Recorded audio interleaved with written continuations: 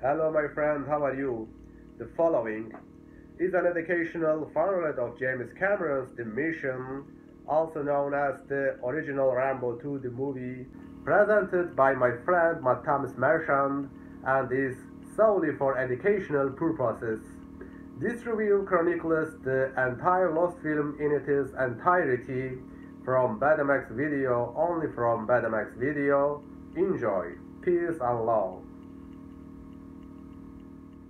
Ladies and gentlemen, welcome back to Rambo Mania. It's May 22nd, 2015, and you know what that means. Today marks the 30th anniversary of Rambo First Blood Part 2, the action sequel that started it all, the one-man army movement, and on tonight's show, I'm going to give you a fan reading by myself of James Cameron's original vision of that sequel.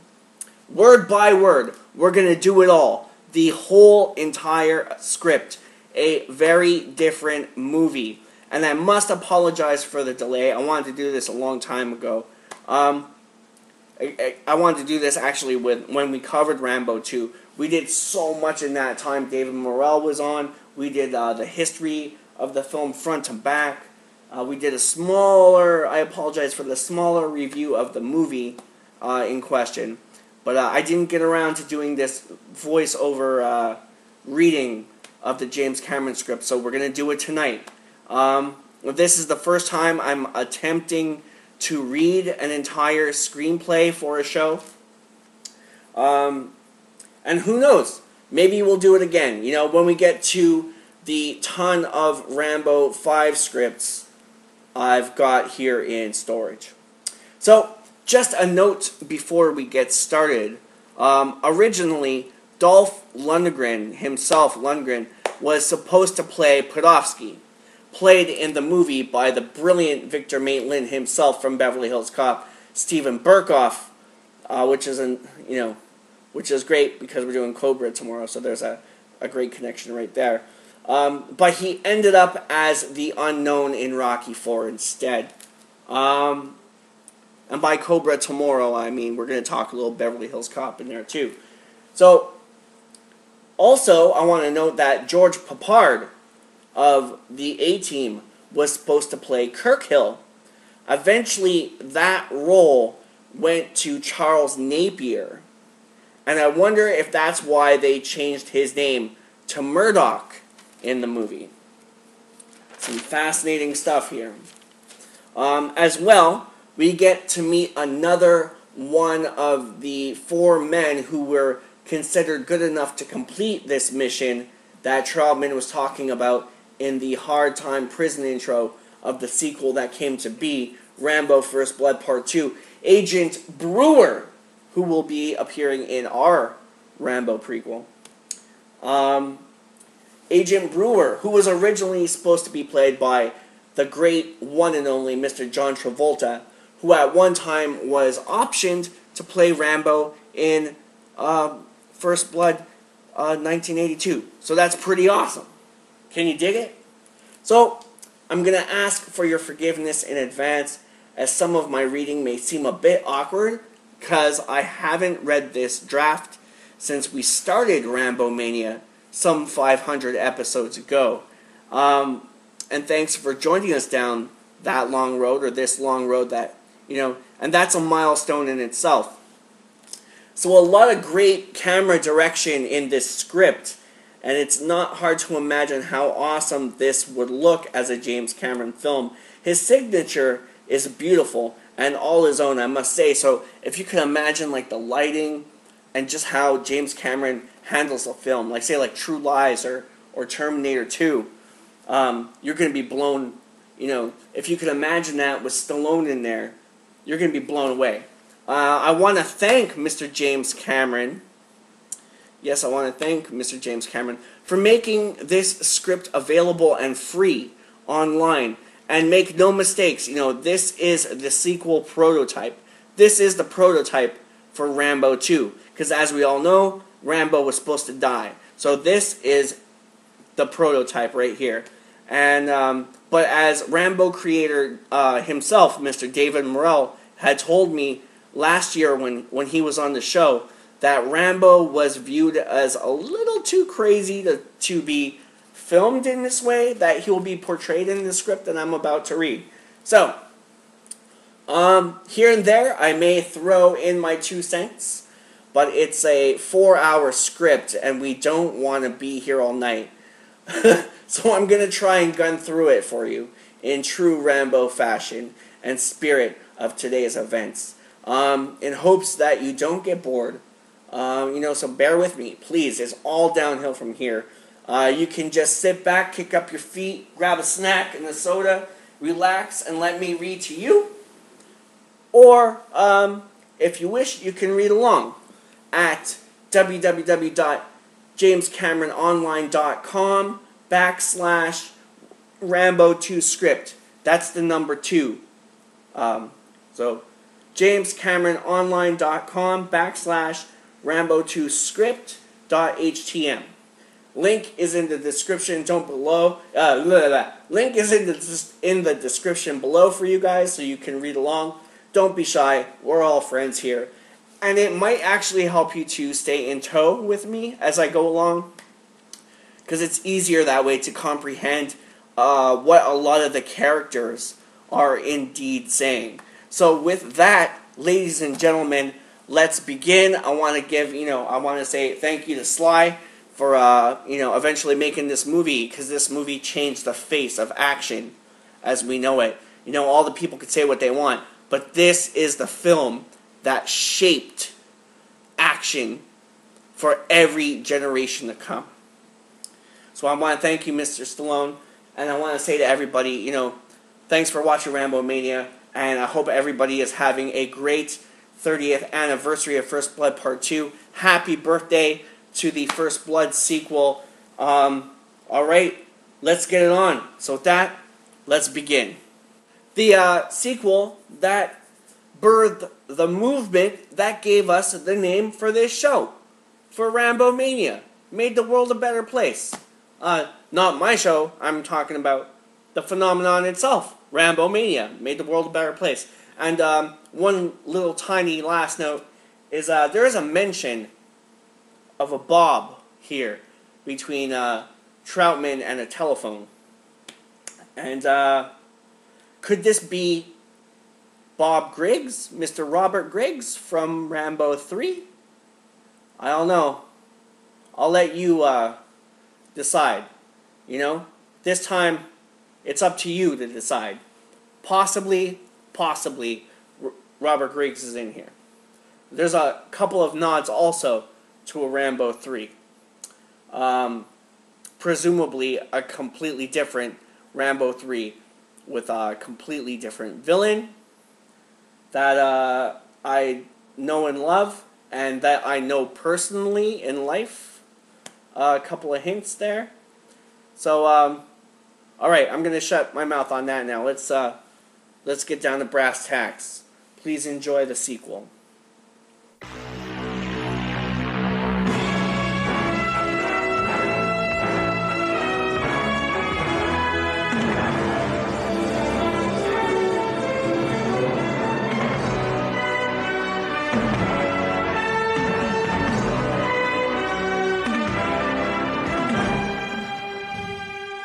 Some mood music there.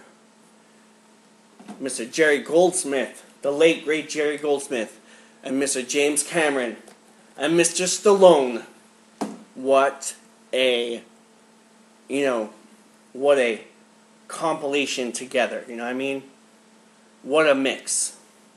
So, First Blood Part 2, The Mission, by James Cameron. Draft submittal, December 22nd, 1983. Fade in, title sequence, exterior, VA hospital, day. A drab green sedan with U.S. Army printed on the door stops at the steps of a fortress-like colonial-style building. Iron bars cover the windows. The lawn sprinklers snap mindlessly to themselves. A CRT-style printout appears at the bottom of frame. D-minus 117 hours. Fayetteville, North Carolina. Angle on sedan. As the doors open, two powerful MPs, one of whom was driving, emerge. The other opens the rear door for Colonel Samuel Troutman, who stands, eyeing the imposing facade of the hospital. Troutman is in his early 50s and wears the mantle of command sternly, but without arrogance. He takes the stairs with purposeful strides as the MPs falling in behind him. Hold on the sign above the main door as they go inside. Veterans Administration Hospital. Interior Hospital. A gray metal door bearing the sign the psychiatric wing bangs open and a massive orderly in white passes through.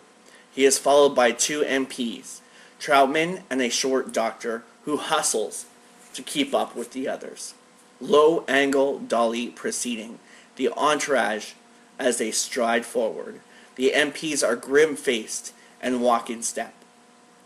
Troutman and a doctor, Singletary, silently walk through the corridor. They pass the open day room where somnambulistic patients sit like statuary, watching The Young and the Restless or watching the wallpaper fade. Bleak light from an overcast day filters through the barred window. The vets seem older than their years, and although some show the physical scars of combat, there is no doubt that the greatest trauma for these men is behind the eyes.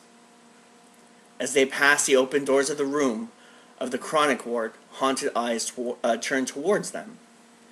As they approach the nurse's station for the chronic ward, the orderly nods. The head nurse turns to her console. Insert as nurse's hand hits the bottom of the console. Tight on security door. As a solenoid operated bolt snaps back with a loud buzz clack. The orderly's good hand shoves the door open. Interior, violent ward. The entourage enters a long, narrow corridor lined with locked doors. POV, dolling along corridor. POV shot. Occasionally, faces appear at the safety glass windows set in the doors. Men whose souls have fled. Their eyes track us as we move past. An emaciated man in the United Hospital smock and bare feet stands as if lost in the center of the corridor. Reverse on group, dollying as they detour around the man whose claw-like hand catches at Troutman's tunic. A hoarse, demented shouting issues from one of the doors, a desperate wailing from another. Interior stairwell, close on door latch, as keys rattle and the door opens. Wider as the group enters a dark service stairwell, the single fluorescent light flickers stroboscopically in pulsing twilight. Lewis says, "Shit, maintenance never gets down here." They descend two flights to a corridor of steel bars on a sliding track. The MPs flank Lewis as he unlocks the door. Singletary says, "So what am I supposed to do? Can't transfer him to Leavenworth. He's a civilian. So I put him in an isolation cell that hasn't been used since the Spanish Inquisition. Tight on barred door. Rolling aside on metal tracks. Clang. Interior corridor. This area of the hospital's basement has been used for little but storage in recent years. Stacks of obsolete equipment gathers dust, leaving only a narrow walk space. The steel doors of the isolation cell yawns open, except for the last one. Troutman says, "Maybe you should have tried cutting him some slack." Lewis opens a cabinet near the single locked cell and removes a small rifle. He feeds a syringe-like shell into the single-shot bolt action. Troutman says, continuing, "What's that?" Singletary replies, "Tranquilizer siret gun. Borrowed it from the animal control department. Troutman pushes the barrel aside with contemptuous snort and steps up to the cell door. Troutman says, "Give me a break." Nods towards the door and opens it. Nods towards the door and opens it. Says, "Open it." The two MPs flank the door. One pulls on the latching lever. The bolt slides. The door swings open, revealing blackness. Lewis chirps up, muttering, "He thinks he's the fucking Prince of Darkness." One MP tries the switch beside the cell, flickering it several times. Nothing. He glances apparently at the other MP, and they step into the dark cell. Interior cell, tight on hand, dimly outlined as it twists a light bulb a half turn in its socket. In the sudden light, the MP's face, an opposing figure. John Rambo, wearing only a pair of filthy jeans, stands ready before them. The single light bulb on the low ceiling sends glistening highlights over his taunt body, a nasty piece of machinery. Long matted hair coils onto his shoulders. An unkept beard heightens the cheekbones beneath eyes, which are deep, reptilian, and intense. His position, though not overly threatening, suggests a willingness to strike without warning, which give the MPs pause. Troutman steps forward between the MPs. Troutman says, "At ease, Rambo." Medium on Rambo, rising from his slight crouch to stand composed balance. Parade rest. Troutman continuing to MP, "Please wait outside." He closes the door until it latches. Troutman says, "Hello, John." Rambo replies, "Colonel." Troutman continues, "Mind if I sit down?" Rambo motions to the narrow bunk, dropping into oriental squat himself as the colonel sits. Troutman's manner with Rambo is familiar, somehow parental.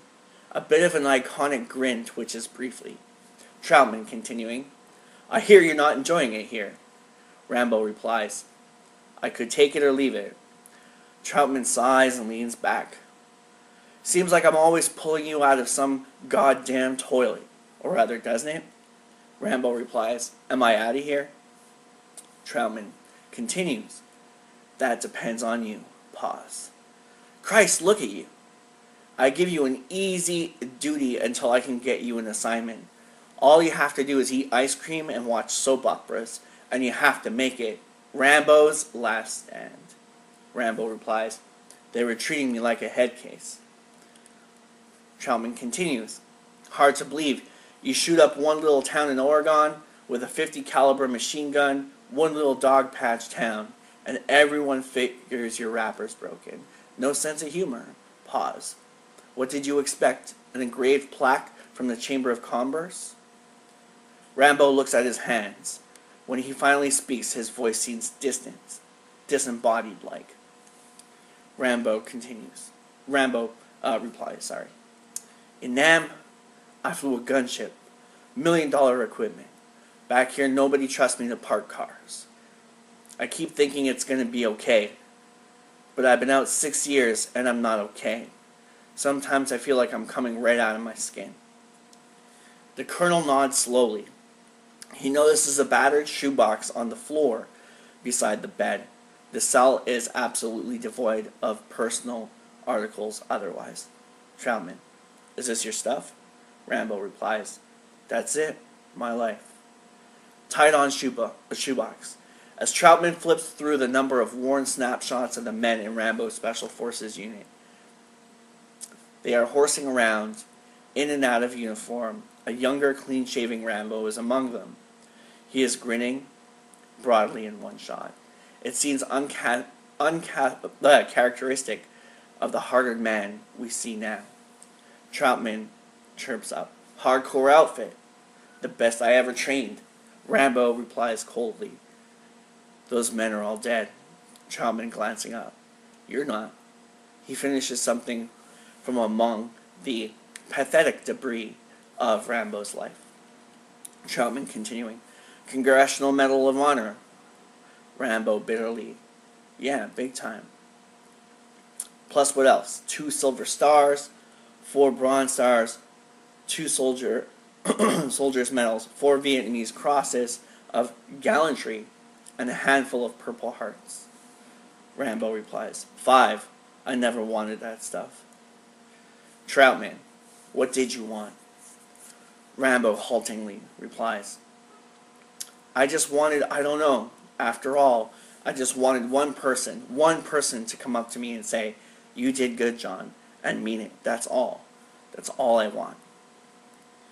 Troutman replies, you just picked the wrong war to be a hero in. The colonel studies Rambo a moment, then stands abruptly. Troutman, continuing, let's take a walk. Cut to exterior, VA hospital day. Rambo and Troutman cross the manicured grounds, escorted by 2 grim MPs. A number of wheelchair-bound vets enjoy the sunshine, BG, and a desultory game of volleyball in the process. Still, the impression is of the detritus, I don't know what that word is, DTRITUS, of war left scattered on a huge lawn like broken toys. As the 2 approach, a conservatory-dressed man waiting on a bench under a plane tree stands. Troutman says, Jason Kirkhill, John Rambo, introduces the 2. Kirkhill extends his hand in greeting, but Rambo coolly half turns to reveal his hands, locked in wrist cuffs, separated by steel bar so that they can hang comfortably by his side. Kirkhill grins affably and drops his hand. Kirkhill says, good to meet you, John. Good to meet you, Rambo. How are you? Rambo scans Kirkhill's face, noting the cold scrutiny all but concealed in the smile lines. Rambo coldly, you a spook? Kirkhill drops the smile. Kirkhill, that's right. CIA, Special Operations Division. Rambo turns to Troutman. Rambo says, I don't work with spooks. Not after that op in Cambodia. Kirkhill replies, I'm authorized to get you out of here. I thought that's what you wanted. Rambo replies, considering. What's the job? Kirkhill returns. Classic Special Forces op. Hit fast. In and out, 2 men, 2 days. Rambo says, why me? Kirkhill replies, shrugs non-committally. We like you. Pause. At least the computer at Langley likes you. Pulled your file because of various factors. Service record, area for military. Rambo replies, where? Kirkhill says, not yet. Rambo says, I'm not jumping blind. Kirkhill returns. Eyes get hard. It's yes or no, in or out. Now if it's out, we will have not had this conversation. If you come in, you will not be working for us. No knowledge, no comment. Do you understand? Rambo seems about to turn away, and Troutman intervenes to Kirkhill. Tell him I'll take the responsibility. Kirkhill looks pained, like he has gas. Kirkhill replies, North Vietnam, what they call the Democratic Republic of Vietnam now. Tight on Rambo as he takes that in. His eyes seem to see all the way there already. Emotions go through him, exhilarating mixing with terror of the demon he can't turn away from. He nods slowly. Troutman says, we left some people behind there, John. POWs. Rambo replies, This just occurred to somebody now? Kirkhill retaliates. We don't leave our men, Rambo. Rambo and Troutman lock eyes. Something flows there. Rambo knows his soul. Rambo replies, you got it. I'm in. He whips one hand around from his side, tossing the manacle of bar at a surprised Kirkhill's feet. The wrist cuffs are still closed. So he got out of the trap. He got out of the cuffs. Cut to interior Rambo's cell. Rambo stands alone in his cell, the door wide open behind him. He hefts the shoebox filled with his worldly possessions, the scraps of memory, dead friends, the symbols of valor and violent death. He upends the box, spilling everything into an open toilet, flushes it, and walks out. Cut to exterior Fort Bragg, dusk. D-minus 84 hours, Fort Bragg, North Carolina. Tight on booted feet, clomping in rhythmic lockstep as a platoon of recruits march past in close order drill. The drill sergeant bellows cadence. Sergeant, OS. 3, 4, your left, right, left, other left, shithead. Square those pieces away. Square 'em away, girls, I said. Wider, as the platoon marches past. Exciting frame to reveal a sign mounted beside a security checkpoint in a formidable chain-like fence. Airborne Special Forces Group, Operations Center.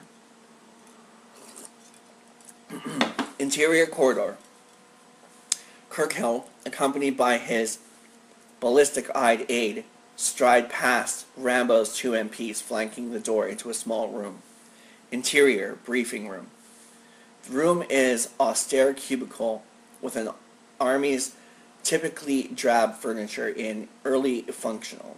The cold eye of a surveillance camera stares down at a single table with a seated figure. Rambo, looking like he may have been there for centuries. The aide hands Rambo a sealed folder and extends a clipboard and pen for him to sign off. Kirkhill says, "This is your mission packet." Aide, quietly overlapping, "Sign here, and here, and here, please." Kirkhill replies, "Memorize it here. It doesn't leave this room." Rambo unseals the folder, removing a sheath of photocopied documents as Kirkhill perches on the table next to him. Kirkhill, continuing.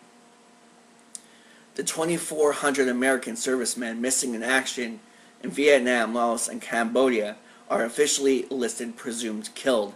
Certainly most of them are. Rambo is leafing through the contents of his packet. He skips a stack of reports and fishes out several grainy 8x10 prints. Kirkhill, continuing. But reports keep filtering in. Sightings by refugees, nothing verified. Finally, we've got enough to proceed on. Rambo studies the prints. They seem to be high-altitude surveillance photos of a small compound of buildings surrounded by forest. Kirkhill continues. Memo E7 on the top will cover the details. An abandoned Vietnamese army base in north central highlands may have a compound used as an internment camp. As you can see, the intelligence is soft. These Landsat photos show huts, barracks. It could be anything. Rambo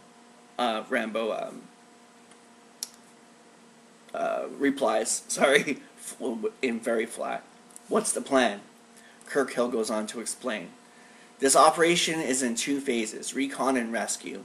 You are phase 1. Your 2-man team will probe the site, confirm the presence of American POWs, if any, and make photographic and tactical observations, then proceed to the extraction point without engaging the enemy.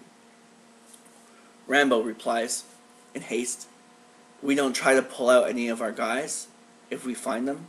Kirkhill continues, negative, absolutely not. The phase 2 assault team will get them out.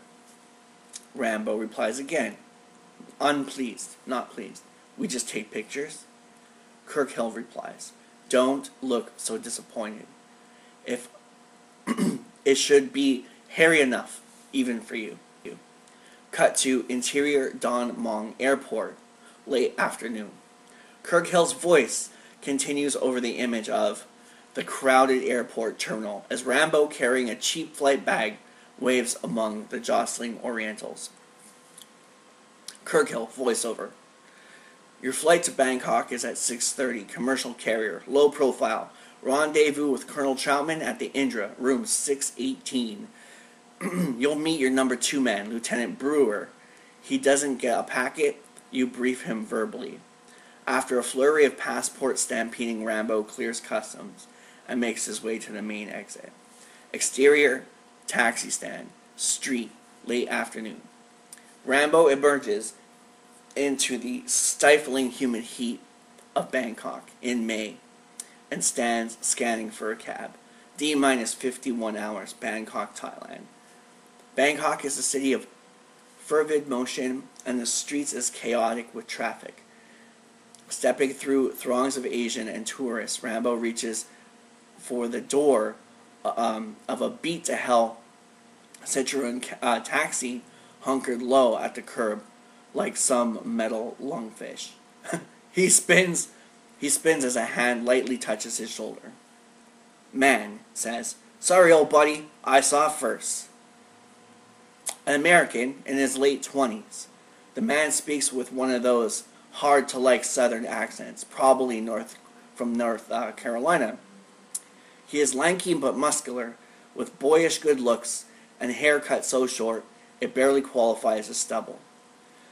Though dressed in a loud Hawaiian shirt and madras slacks, it is painfully obvious that the man is military. His arm is draped around a gorgeous but overly made-up Thai girl. Man, affable. I kinda got an important date here. Rambo's eyes narrow as he turns wordlessly and climbs into the taxi. The American grins cockily and tosses his bag to Rambo. "No problem, man. We'll share it." "Get your tail in there, sweet thing." Escorts the girl in. Interior. Taxi. Both interior and exterior shots in the taxi. The American and the girl pile into the broad front seat to the chagrin of the lizard-faced Thai driver. Man to driver. "Indra Hotel. And don't take any scenic route, smiling. I know my way around this burg. Compadre? Comprende?"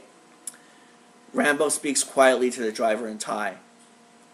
Thai subtitle. Same place for me. The girl giggles as the American slips his hand up from her stocking knee and between her thighs. Ooh, this guy's going for it. "Man, you are fair flower of the Orient." She giggles like a chirping bird. Man, continuing to Rambo. "She thinks everything I say is funny. Don't you, Angel Pie? Man, Thai women are the best. Got kinda legs I like. Feet at one end and pussy at the other." He turns to Rambo, who hasn't commended or take any observable notices of him. Man, continuing. You don't say a hell of a lot, do you, pal? You speak English?" Rambo coldly. "Sometimes." The girl coos to the American in pidgin English. Thai girl says, "You got money? I stay whole week."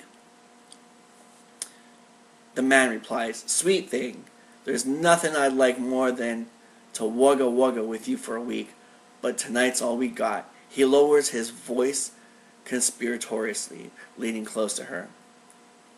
Continuing. "See, I'm on this secret mission, and tomorrow I'm headed out too." Rambo grabs the man brutally by his collar. "That's enough, Brewer." The American freezes at the sound of his name, turns slowly. Brewer, realizing, "Rambo, you're Rambo." Pause. "Christ." Rambo speaks sharply to the girl in Thai. Thai subtitle. "Get out, now."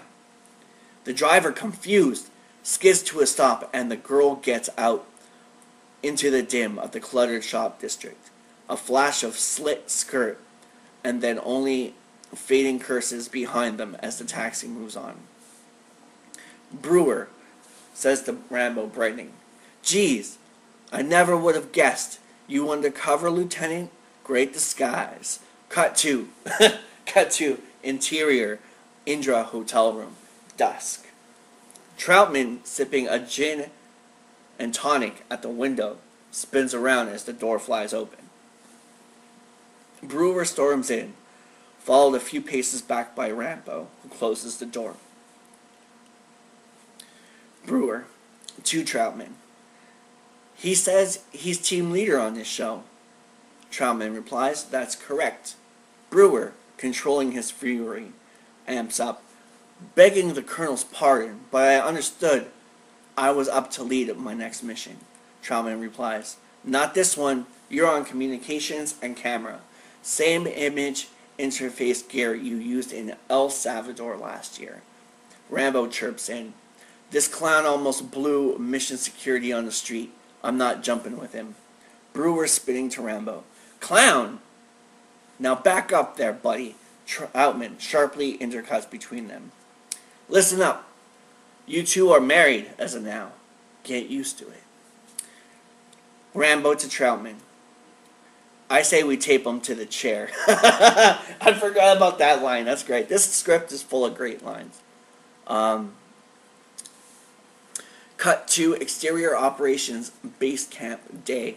D-minus 36 hours. Bang Bong, Kala, Thailand. A small airstrip transects a meadow bounded by rainforest slopes. Weathered in low clouds, the mountains march into the distance in increasingly subtle shades of gray, like a Japanese watercolor. Near a cluster of small buildings, the scene is one of manic but efficiently activity as the high-tech base camp is assembled. An enormous Swarovski CH-54 sky crane lowers a Winnebago-sized Conex container, and another roars by. An Army Corps of engineers work crew, stripped to the waist, scurries through the rotor wash. The blasting air raises curtains of muddy spray and drowns out the yelled commands of the supervisors. A Vietnam-era Huey UH-1D helicopter nimbly touches down nearby. Rambo in the pilot's seat slips off his headset, climbs down. Brewer and Troutman in fatigues jump out and join him as Kirkhill approaches, dollying with them as they emerge from the rotor noise, and Kirkhill motions them towards the Mobile Tactical Operations Center, MTOC. Kirkhill says, greeting. I didn't know you were a stickman, Rambo. Rambo replies, I cross-trained in gunships. Troutman to Kirkhill. How long have you been setting up? Kirkhill replies, about 22 hours on this site. Troutman replies, nice work. They pass a tent-like camouflage canopy, which under an all-black Swarovski UH-60 Black Hawk helicopter squats ominously. It has no markings or insignia. There is another canopy behind it, the contents of which are screened from view. Nearby is a cluster of Conex airlift containers, two of which are joined together to form a building-like double-wide mobile home. Another unit contains a roaring generator. The fourth is topped by tracking gear. Cables snake through the mud, connecting the units. Kirkhill notices three work party grunts kibitzing nearby, taking pictures of each other with a pocket Instamatic. He snatches the camera from a surprised young corporal. Kirkhill says, this is covert operation, numbnuts. He opens the camera and drops the film in the mud. The corporal reaches platoonly for the camera. Kirkhill drops it, causing casually in the mud as well. Kirkhill to Troutman and entourage. Check out the command hut. He opens the door to a large Conex unit and follows the others inside. Interior, MTOC. The hut turns out to be a humming electronic room. It is subdued light banks of video monitors glow, and the status lights of upright computer units line on the wall. Workstations for tracking, communications, long-range coordination create a claustrophobic jumble of modular equipment racks. Brewer bursts out, "Mission Control!" They wipe their muddy feet and enter the air-conditioned command center. Rambo gazes around at a jumble of gear. He runs his hand over one console, causing a seated technician to glare at him. Rambo says, "All this for us?" Kirkhill replies, "That's right." Brewer, to Rambo, chirps in, "They call us the field unit meat puppets." Cut to interior-exterior camouflage canopy day. Rambo and Brewer walk in under an expanse of net camouflage on poles. Sunlight streams through the foliage covering, creating bright models on a black object, FG. Camera pulls back and booms up as Rambo moves towards to reveal the object as an all-black jet. It is a modified Gulfstream Peregrine, a small, sleek, single-engine executive model with the insignia of ID numbers, with all the insignia and ID numbers removed.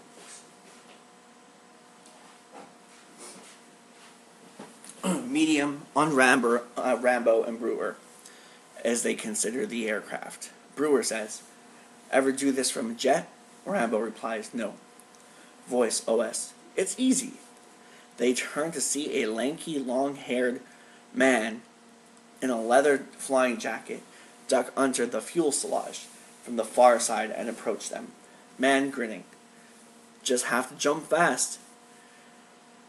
Two other air crewmen jump down from the open rear passenger door of the plane.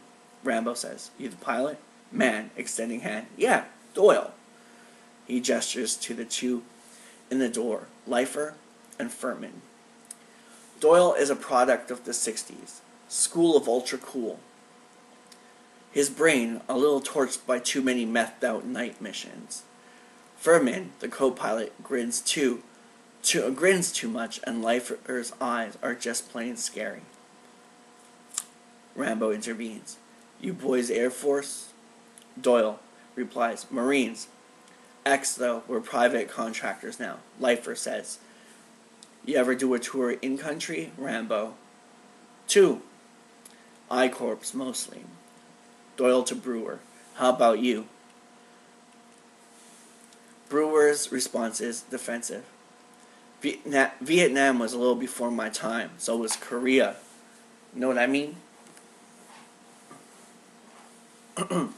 Rambo and Doyle glance at each other. Solidarity before new meat bozos. Exterior camouflage canopy. Detail on the ground. As the head of a torque wrench finishes a rough map of local Southeast Asia, scratching hastily in the dirt. Doyle, OS. Thailand, the Making, Laos, and Nam. With each word, he plops the torque wrench onto the appropriate place.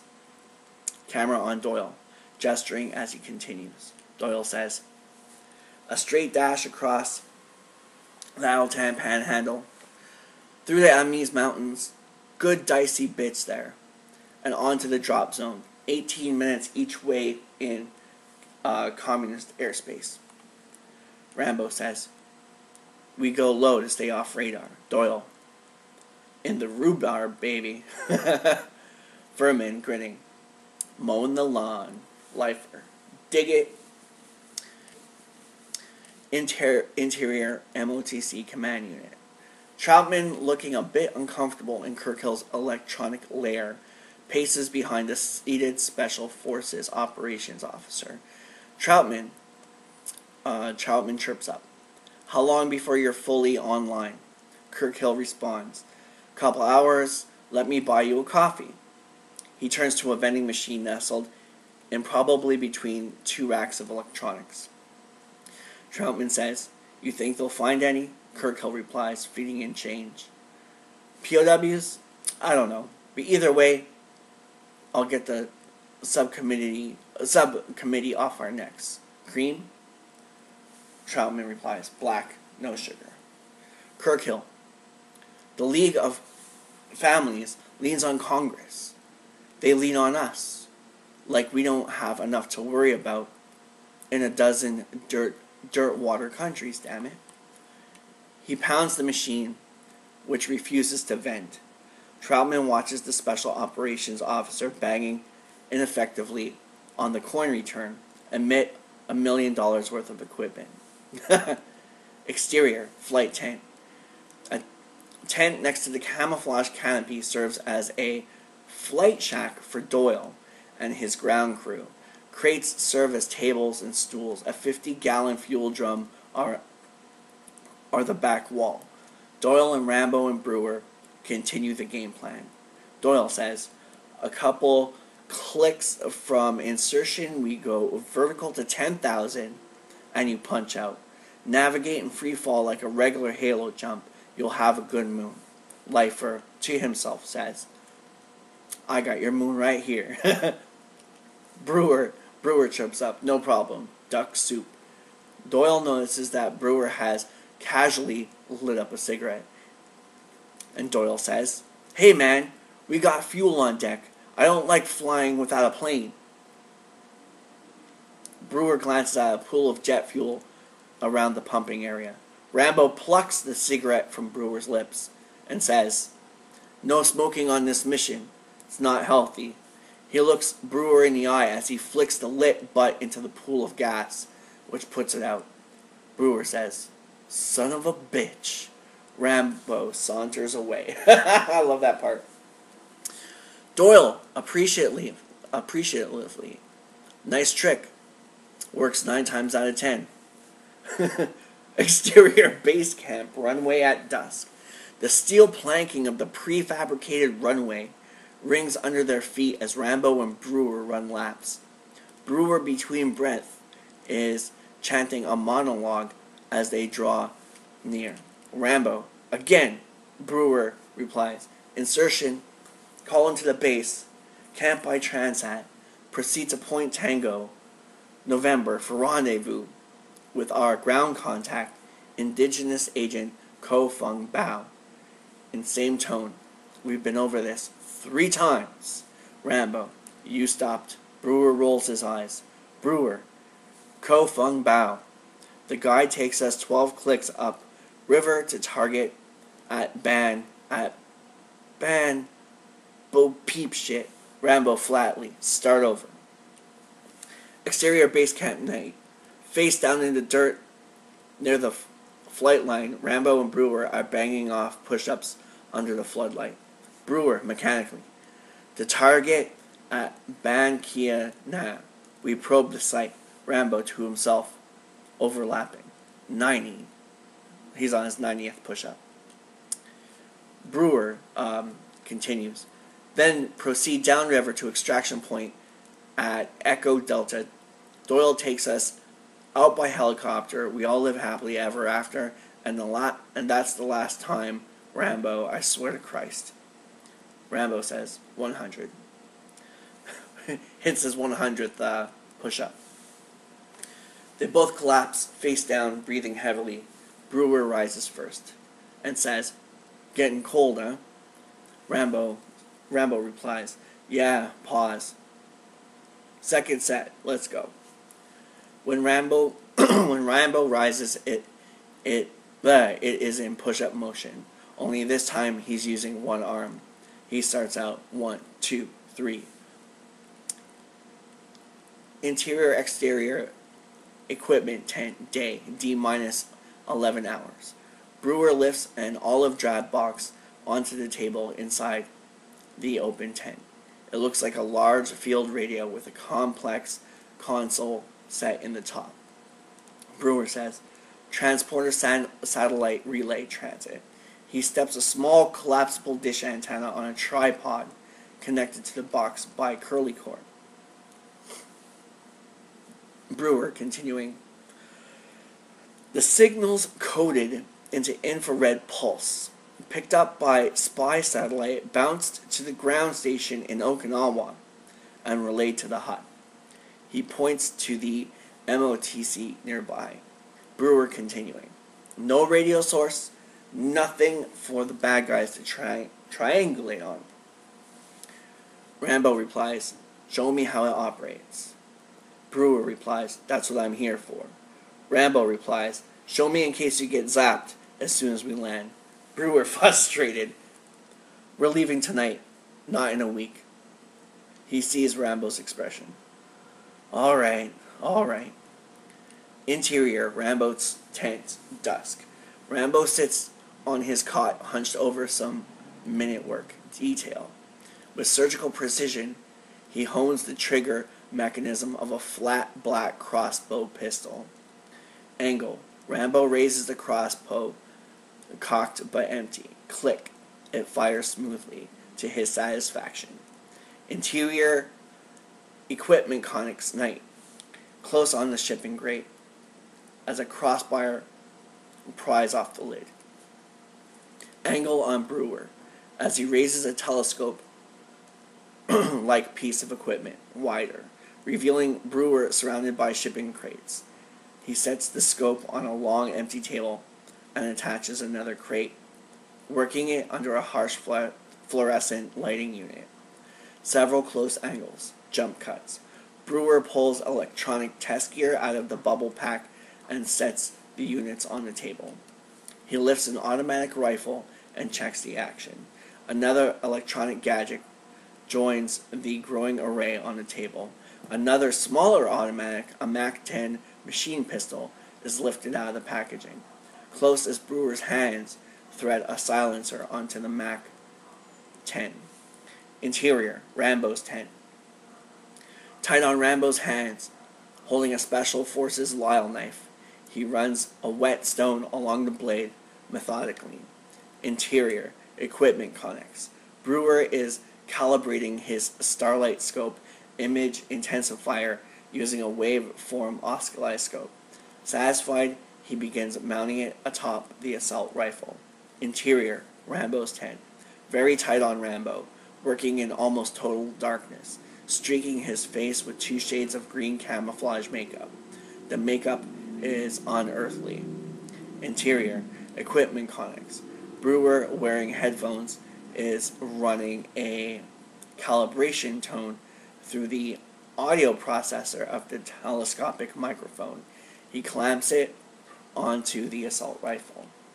Interior, Rambo's tent, tight on Rambo's hands. Covered with green grease paint, using a candle, he expertly darkens the blade of his Lyle knife. Interior, equipment conics.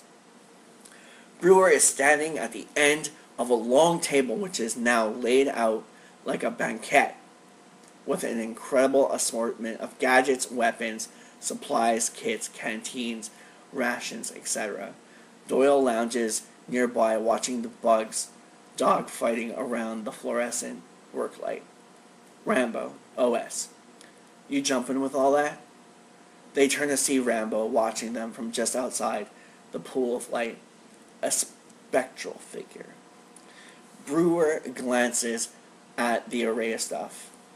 Yeah, why not? Rambo replies, you break your leg, I'll have to shoot you. He turns and vanishes in the dark. Doyle chirps up, I think he means it. Brewer replies, crazy fucker. Doyle replies, well, son, you got that right. Anybody ever tell you about that guy? Brewer turns quizzically toward him. What about him? Cut to exterior runway night. D-minus 28 minutes. Tight on the turbojet intake. A black maw. The vanes begin to turn. The rising whine becomes a steady roar. CU fuel coupler. As a ground crewman disconnects hoses from the sleek black fuselage. On Peregrine, wider. Camera on Peregrine. As the blue fire roars in the exhaust throat, the air convulses. Wider, tracking a van, moving beside the black ship past the wing to the rear door. Tight on van, as it comes to a stop The side door filling frame. Lifer enters shot, reaching for the door latch. Interior van. Total blackness until light spills in from the opening door. Rambo sits statue-like, hands on knees, wearing a black blindfold, adjusting his eyes for night vision. He's dressed for the mission. Tiger stripe camis, jump pack, shoot pack, hands and face modded with camouflage grease paint. Ferocious looking, demonic. Lifer leads him out. Exterior, airfield. Dollying before Rambo, being led as if to execution. Blue and red taxi lights send strobe flashes of color across his face as he approaches the aircraft. That would be an amazing shot. Interior, Peregrine. Rambo is led to the seat next to Brewer. Troutman helps Lifer strap him in, plugs in his intercom jack. Brewer eyes him cautiously. He'd move away, but all the other seats have been removed. Doyle, voiceover filtered. Ready to roll, Lieutenant? Rambo adjusted his headset. Let's do it. Troutman chirps up. Keep it clean, Rambo, or I'll nail your hide to the shed. Rambo, you got it, sir. Troutman exits and steps are rolled away. Interior cockpit. Doyle is all business now and says, Zen roller coaster requesting clearance. Voice from beyond filtered. You are cleared, Zen roller coaster. Exterior Peregrine. The wheel jacks are pulled. The jet rolls forward. Exterior airstrip. The aircraft hurtles down the runway, gathering speed. The nose picks up. It clears the end of the runway and then the tree line by a few feet. Interior passenger compartment. The interior is lit only by a single red light above the door. Brewer watches the forest below through the open doorway. The door itself has been removed. The roar of the airstream is ferocious. Exterior Peregrine.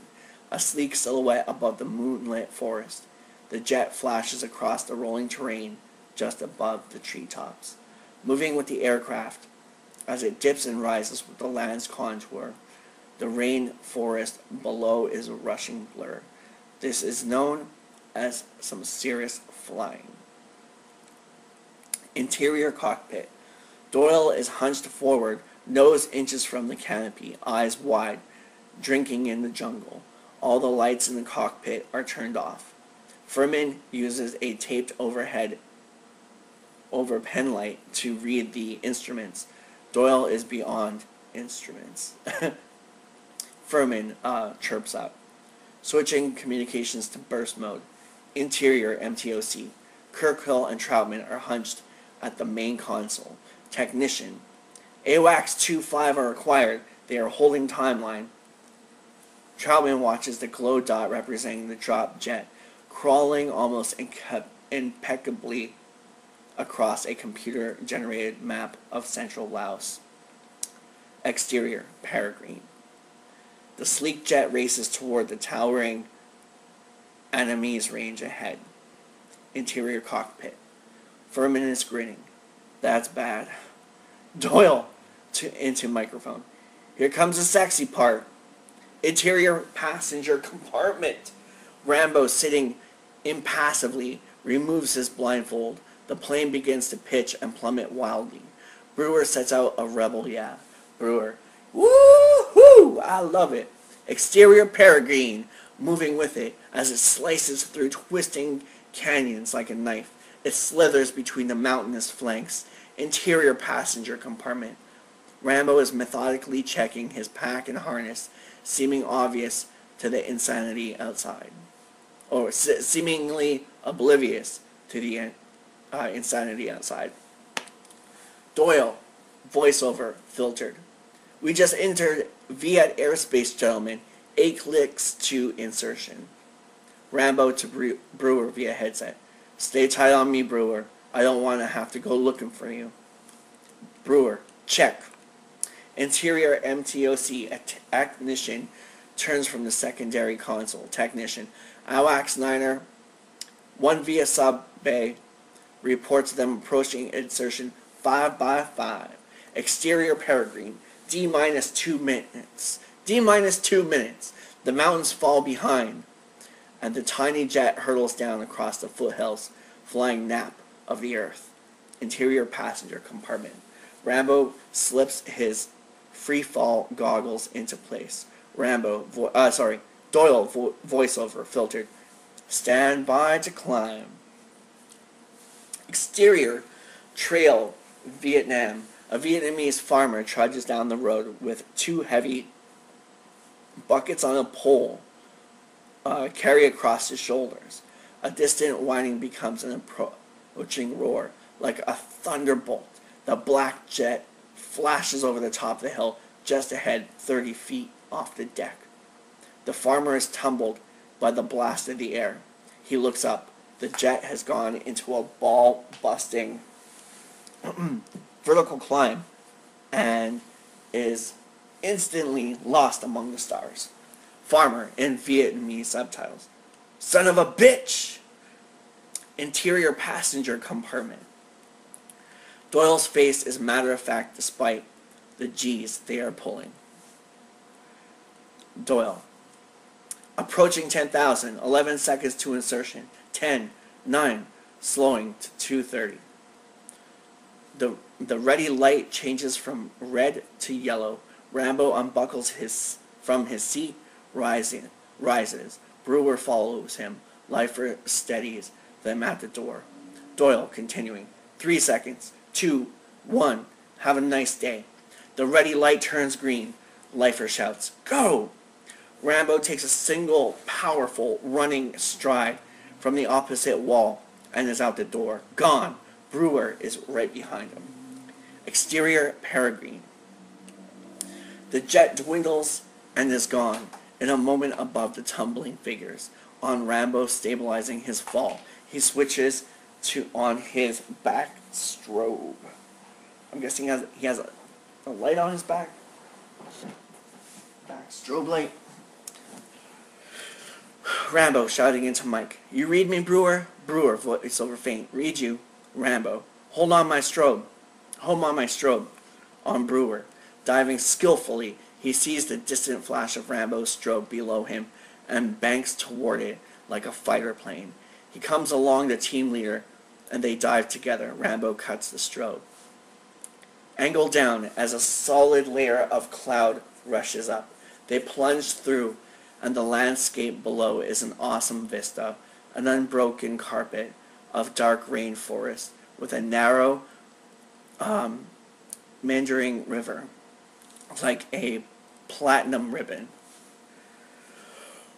Rambo sights on a distant bend in the river, spreads his feet and dives. Brewer follows. They shoot across uprushing landscape at 135 miles per hour. Insert Rambo's LED altimeter. Numbers flickering. 1,200 feet, 1,000 feet, 800 feet. Rambo signals. Their canopies deploy with a muffled crack simultaneously. Rambo, POV shot, looking out of Rambo's eyes now.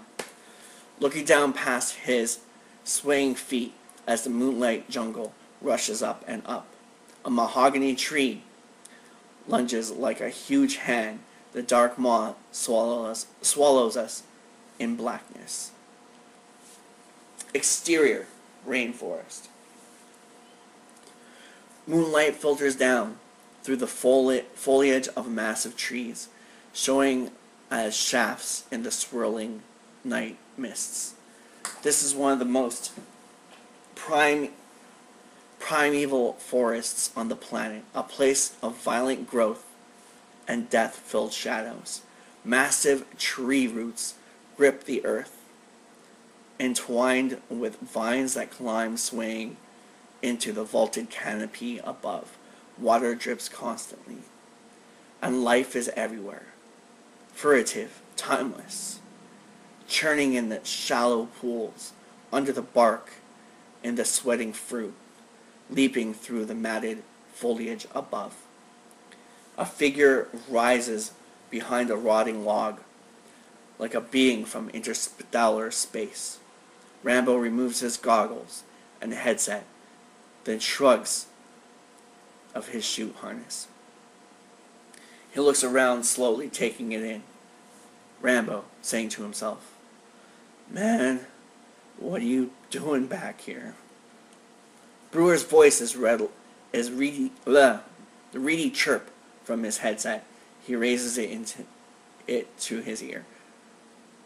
Rambo replies, "You okay?" Brewer, voiceover, "Keep it down, man. I got problems." Cut to exterior rainforest barnyard. Brewer is face to face with a mangy pig, which grunts in annoyance. He is stuck up to his knees in the mud of a small fenced yard containing a few pigs and chickens. The yard is adjacent to a large thatch hut, and 4 or 5 additional hooches are visible during downslope nestle among the trees. Brewer holds a finger to his lips, cautioning the pig to silence. Like the pig is going to know what that means. He lays backward in the black slop as a Vietnamese man in peasant pajamas comes to the door of the nearest hooch, an island of light in the dark forest. Smoking a cigarette, he looks around, perhaps scanning from the source of faint crashing he heard a moment before. Following a dirt road, little more than a trail between the hooches, an old woman approaches. She is barefoot and pushes a rusting bicycle laden with an enormous handle of firewood. Brewer shrugs himself free. Straining in silence, the pig steps disdainfully around him. The man flicks away the cigarette. He laughs raucously at something the old woman says and hurries to help her carry the firewood inside. Brewer looks up as his chute blowing quietly in the branches overhead. The woman pauses at the door, spits a shot of benevolent juice into the yard, and goes inside. The door bangs shut. Tight on Brewer, sighing with relief. Suddenly a dark object shoots into frame, seizing him. Brewer's head snaps around. The object is Rambo's hand, painted in green camo. Rambo drags him with a sucking pop from the mud. The team leader glares. Rambo says to him in freezing whisper, "That's one." And I like that. That's one. I love that. That's one. That's two. That's three. But in freezing whisper, that's one. That's one time you fucked up. Brewer pauses a moment, assimilating the implicate warning, then reaches for his harness buckle to free himself.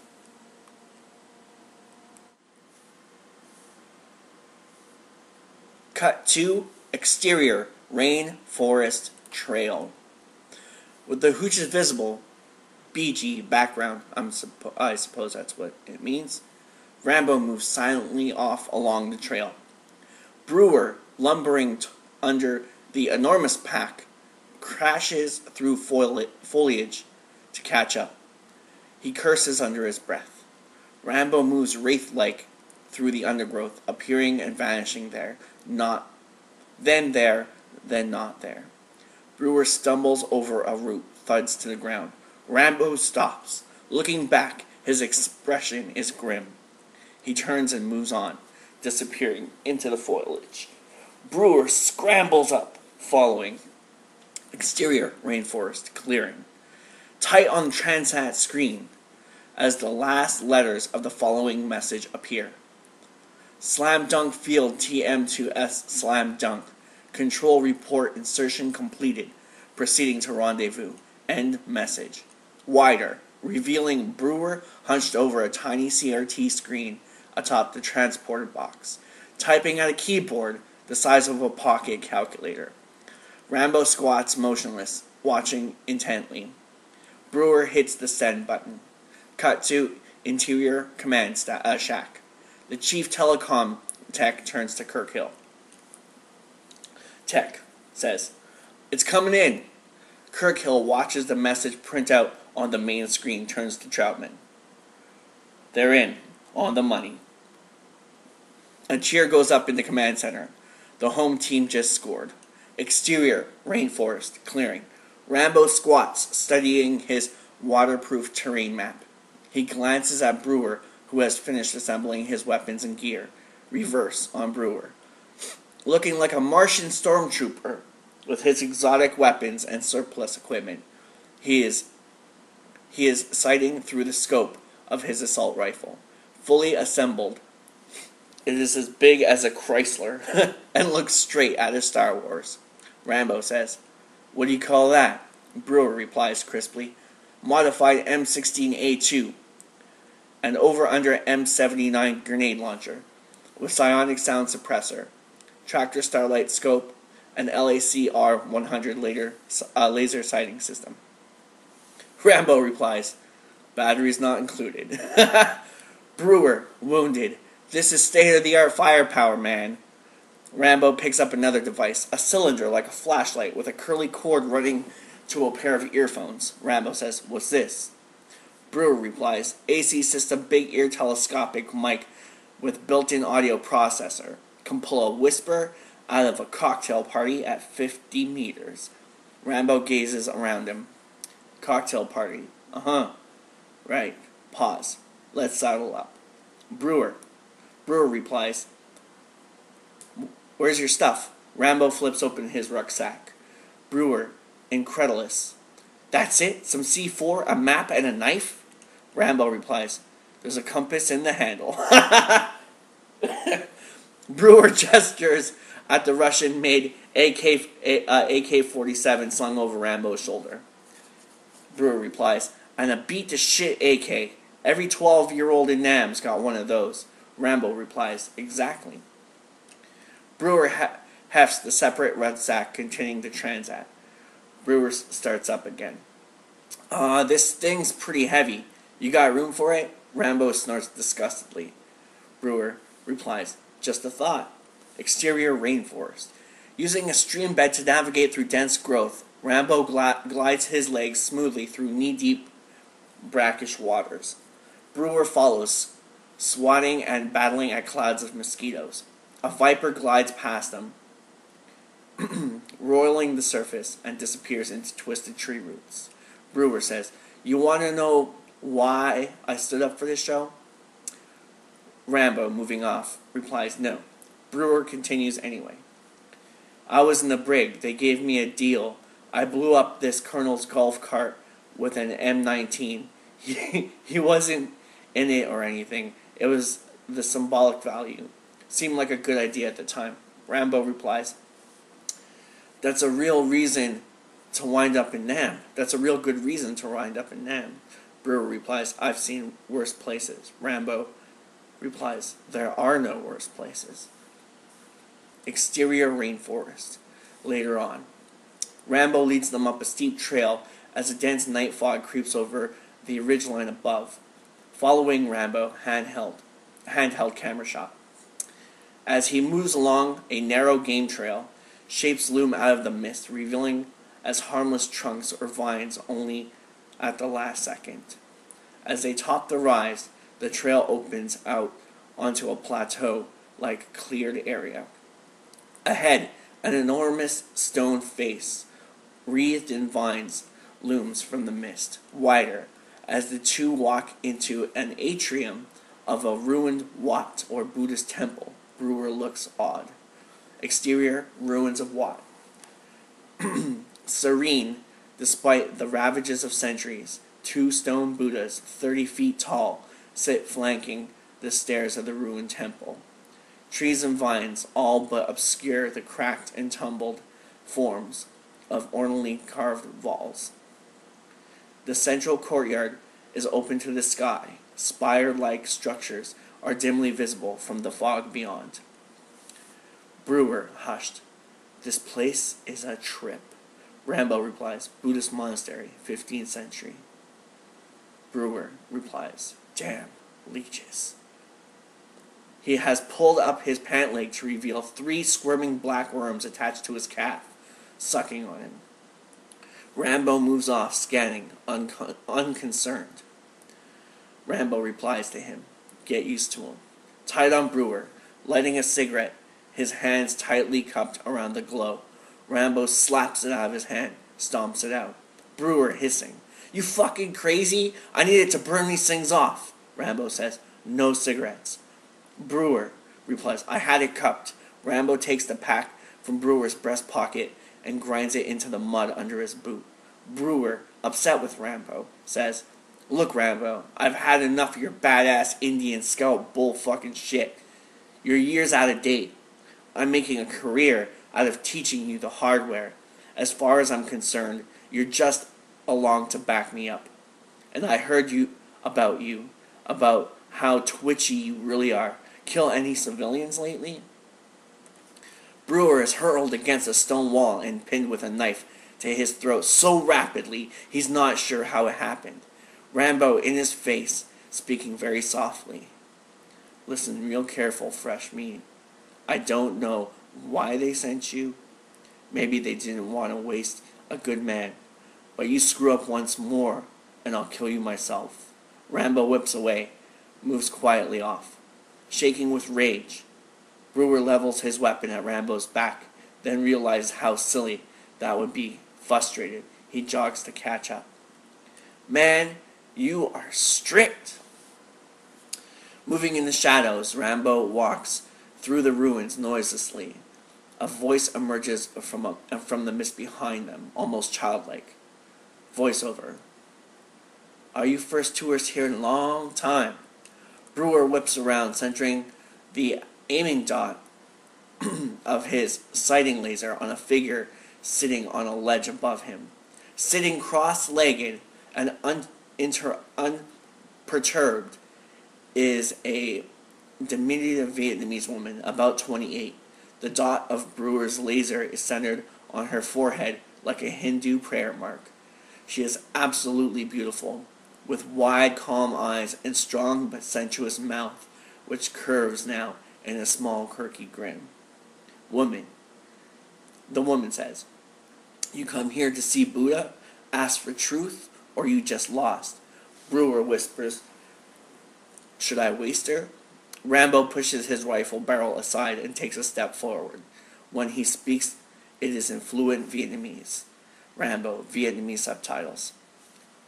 I'm not lost, just looking for someone. The woman replies, someone called maybe Night Orchid? Rambo, Vietnamese subtitle, that's right. Woman, Vietnamese, I'm Ko Fung Bao. Rambo to Brewer, she's our contact. Brewer, grudgingly impressed. I didn't know you spoke Vietnamese. Ko slides down from the ledge and stands before them, almost 2 heads shorter than Rambo.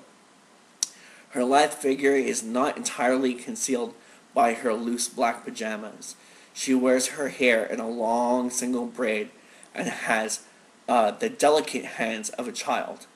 Rambo says, I'm Rambo, this is Brewer, to Brewer. Her name is Ko. Ko says, it means virgin. My mother was a comedian. Brewer, howdy, Ko. He sticks out his hand, but Rambo motions no. She bows slightly. Brewer says, you speak pretty good English. Where'd you learn? Ko replies, University of Saigon. Have master's degree in economics.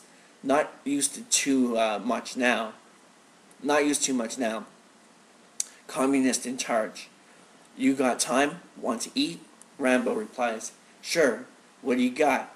Ko reaches up onto the ledge, her previous perch, and pulls down a small pack, actually a food tube of the sort worn over the shoulder by Viet Cong and other Vietnamese guerrillas.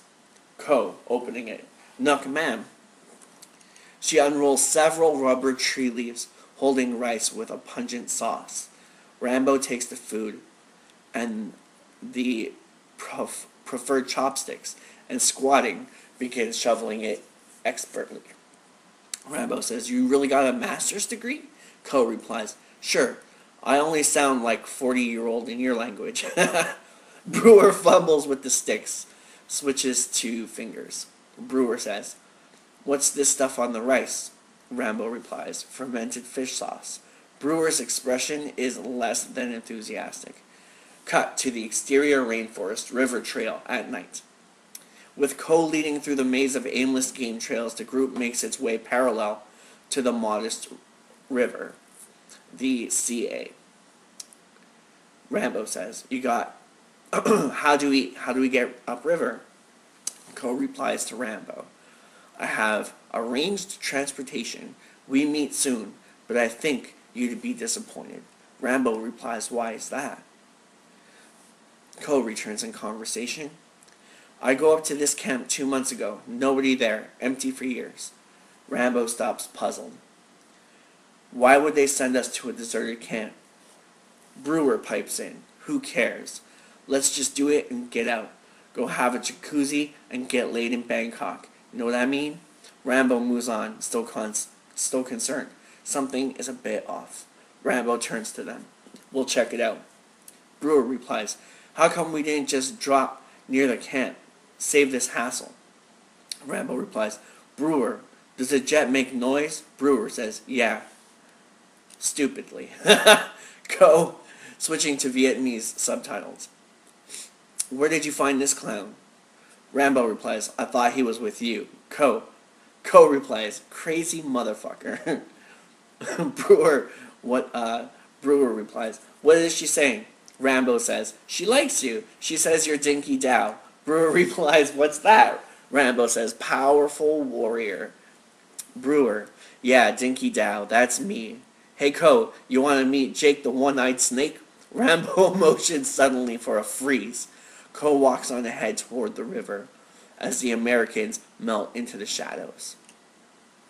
Fucking Brewer, huh? Always on the chicks. Exterior, river, marshy inlet. A house sampan wallows among the naked tree roots in a brackish inlet off the main river. On deck are 2 men, loosely speaking, possibly 2 of the most misbegotten specimens the Orient has to offer. They raise their AK-47s as Ko approaches, exchange a few quick syllables, and Ko turns, motioning Rambo and Brewer to move forward. As they pass, 2 more equally unwholesome-looking men emerge from the concealment and follow them to the sampan. Everybody grips their weapons tightly. Brewer says under his breath, "These guys look like they'd sell their mothers." Rambo replies, "Sometimes they do. They're river pirates, opium runners." Brewer replies, hissing, "Pirates? No kidding." Before they step across onto the sampan, Ko introduces the captain in Vietnamese, wearing all manner of jewelry, including 4 wristwatches and a pair of 50 Western-style jeans, a size too large. Captain Trong Kin, he'll be in the Rambo prequel, grins and motions them aboard. The grim reveals bare gum where his upper front teeth would be, obviously broken out in a fight. Captain Kin says, "Wacky number 1, you come on number 1 sampan."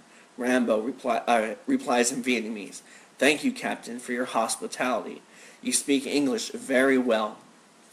Grinning wider, Captain Kin motions them inside the cabin, a rambling and dilapidated structure of corrugated sheet metal and woven bamboo. Kin barks orders at his men, who cast off their moorings and jump aboard. The first light of dawn is breaking through the trees. Interior, sampan cabin.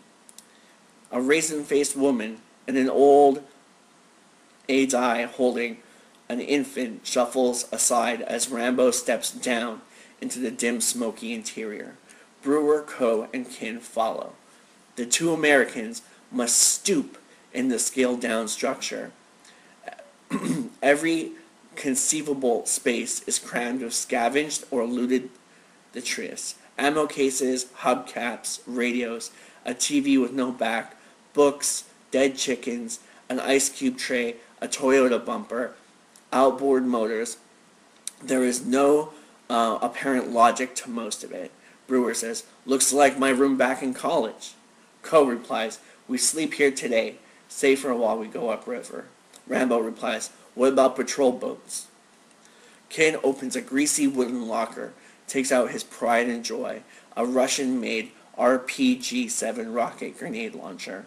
His grin glistens evilly in the gloom. Cut to exterior base camp dawn. A beautiful sunrise backs the tree line stretching long shadows across the quiet camp. Interior, Kirkhill's trailer. The interior resembles that of a motorhome, complete with bunks, kitchenette, and a small bar. Kirkhill is on the phone, pacing agitated. His reptilian aide lounges on a bunk. Kirkhill says into the phone, "No, sir. We're already committed. They're in the jungle right now. I say we play the whole hand through. If they find something, we'll just bury the report later. It's still airtight." Pauses. "Yes, sir." He hangs up, runs his hands through his hair, and then continues to say to his aide, "God damn it. Now the goddamn satellite shows the camp occupied. Some trucks or something." The aide grimly replies, "Oh boy, it's getting dicey." Their manner becomes guarded when a knock at the door interrupts them. The aide unlocks it and admits Troutman. Kirkhill says, "What's up?" Troutman replies, "Listen, Kirkhill, I'm a bit of a fifth wheel in your setup here. I thought I'd go out with your extraction team tonight unless you have an objection." Kirkhill, not liking it, replies, "It's not necessary." Troutman replies, "I know." Kirkhill replies, "There's a pretty hairy ride. Full colonels are supposed to be above that sort of thing." Troutman is calling him on it with a deadpan response. "I know." Kirkhill shrugs expansively. "Okay, have fun." Exterior, CA River day.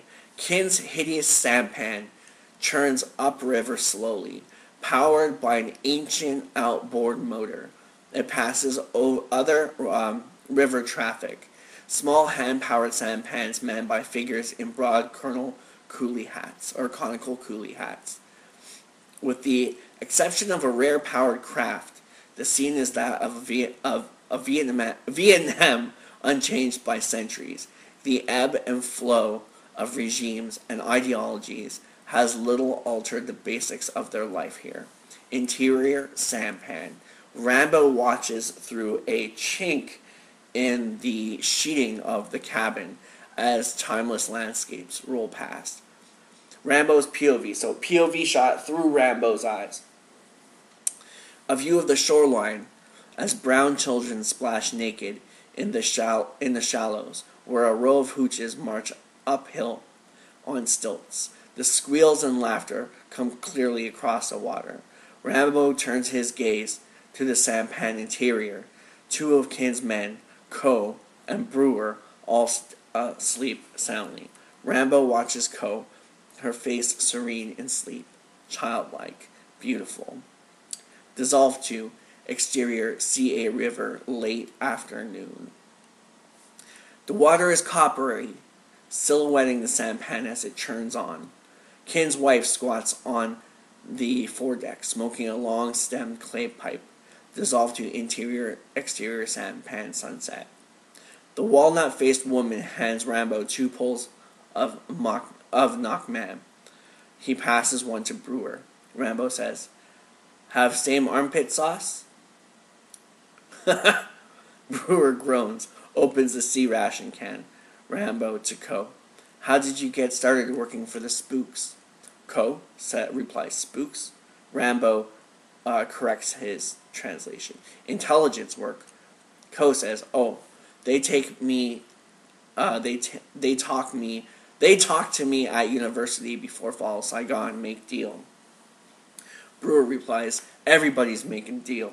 Ko says, "My brother, captain in ARVN, needed papers to go to the United States, or North Vietnamese will execute. They make deal. I stay here and do work. My brother and my son can go to United States, so that my brother and son can go to United States." Rambo says, "Your son?" Ko's eyes drop, and her whole demeanor deflates slightly. Ko replies, "Nguyen. He 12 now. Not see him for 8 years." Rambo says, "Where's his father?" Ko shrugs. dead or killed in the war.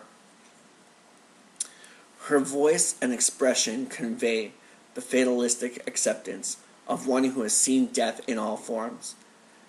Expects it as an element of daily life. Rambo says, "Where's Nguyen now? What city?" Ko replies, nodding his concern, "Huntington Beach, California." Rambo replies, trying to calm her, "It's nice there. He's probably digging every minute. Probably got a surfboard. Breaking girls' hearts." Ko, distractedly, "Nguyen is a good boy." Ko gazes at the sunset beyond the door. A tear runs down her cheek. She catches herself, wipes it away almost brutally. She abrupts, then goes on deck. There's a joke in there from David Morrell's book too, where they say, when Rambo says she's probably got a surfboard, and she replies, "What's a surfboard?"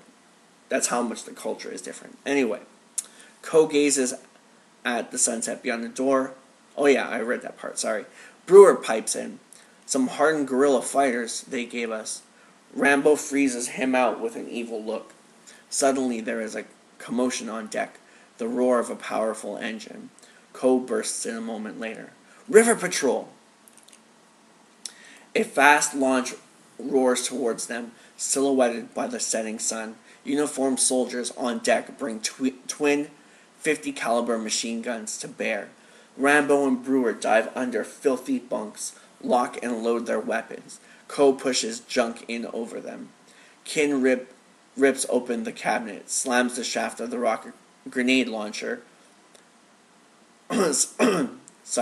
Slams the shaft of a rocket grenade into the launch tube. Ko barks an order at him. He hesitates, lowers the weapon. Ko removes a small packet of North Vietnamese bills from inside her blouse and hands it to Kin. The patrol boat up in the arc. Exterior sampan. With the patrol boat up in the arc, almost swamping them, the soldiers on deck wear uniform of the Vietnamese army. The deck gunner racks the bolt of his RPK machine gun. The captain shouts, "Rapid Vietnamese," on a loud hailer. Kin's men lounge on the sampan adolescently, looking like fishermen on an evening trawl. The scrawny woman feeds an infant off of one sagging breast. The patrol captain draws his service pistol and jumps down into the sampan. Entering the cabin, Ko sits demurely on the bunk as Kin greets the officer. The officer begins poking through Kin's possessions. He tugs at a crate under the bunk where Rambo lies concealed. Tight on Rambo. Absolutely motionless, the crate beside his head moves. The officer's boot is visible through a widening crack. An argument in Vietnamese is being heated up. Brewer grips the Mac 11 tightly releasing grip releases, sweat running into his eyes. The officer looks severe as he contemptuously thumbs through a sheaf of bills. Kin, gesticulating pathetically, adds some much more money to the stack, in reluctance. After a tense moment, the officer kicks the crate next to Rambo and stalks out, tucking the payola into his tunic. He jumps off the sampan, and the patrol boat roars on. Interior, a sampan. Rambo and Brewer allow themselves to exhale. Rambo says, "What are you doing, Brewer?" Brewer is shaken. "I need a vacation."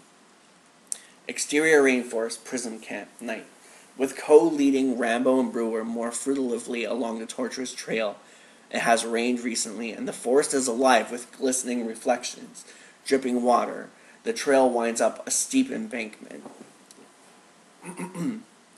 As they reach the top of the rise, camera booms up over the shoulder of the embankment to reveal a compound beyond the dark, except for the moonlight. Everything's dark now except for the moonlight. Rambo watches from concealment in the foliage. He is invisible with his camo makeup except for his darting eyes. Rambo, POV shot, looking through Rambo's eyes again. Looking between the leaves, scanning the prison camp. Two shabby wooden guard towers stand at diagonally opposite corners of the compound. There is a simple fence of barbed wire on wooden posts enclosing the area, and a main gate with a sentry box. 3 wooden barracks from a U filling in most of the compound. The place seems deserted.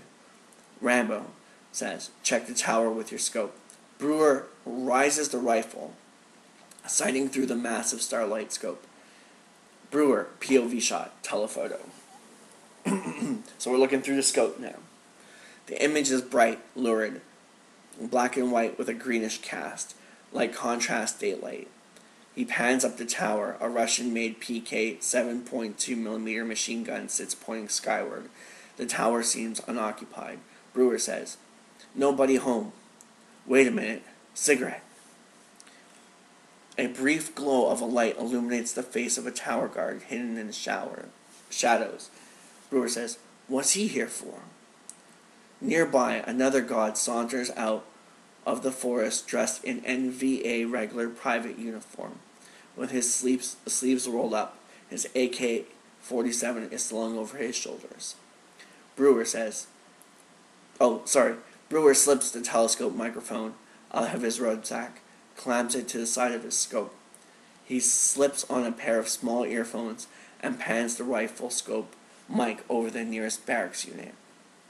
Brewer says, intently, snoring, 5, 6 guys, mumbling, Vietnamese, somebody talking in his sleep, a toilet flushing. Rambo replies to him, guard barracks, take some shots. Brewer locks a 35mm SLR camera to an adapter on the starlight scope. He starts clicking off some shots. Brewer then scans along the hut across the compound and says, breathing, moaning, suddenly, shit. He whips off the earphones in a pain as a loud scream echoes across the camp. It fades into a delirious moaning, then stops.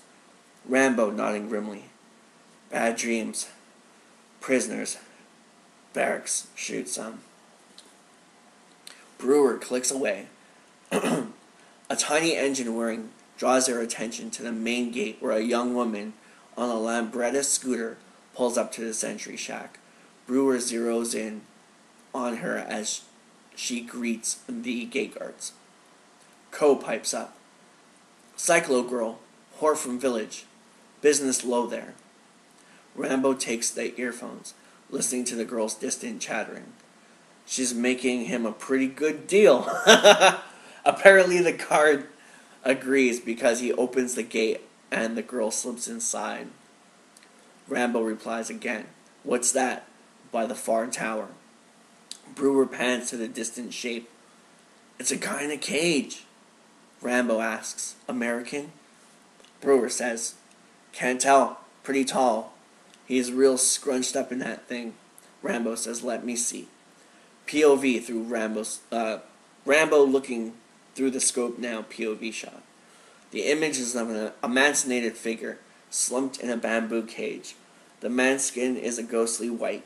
He seems almost like a living skeleton, dressed only in ragged shorts.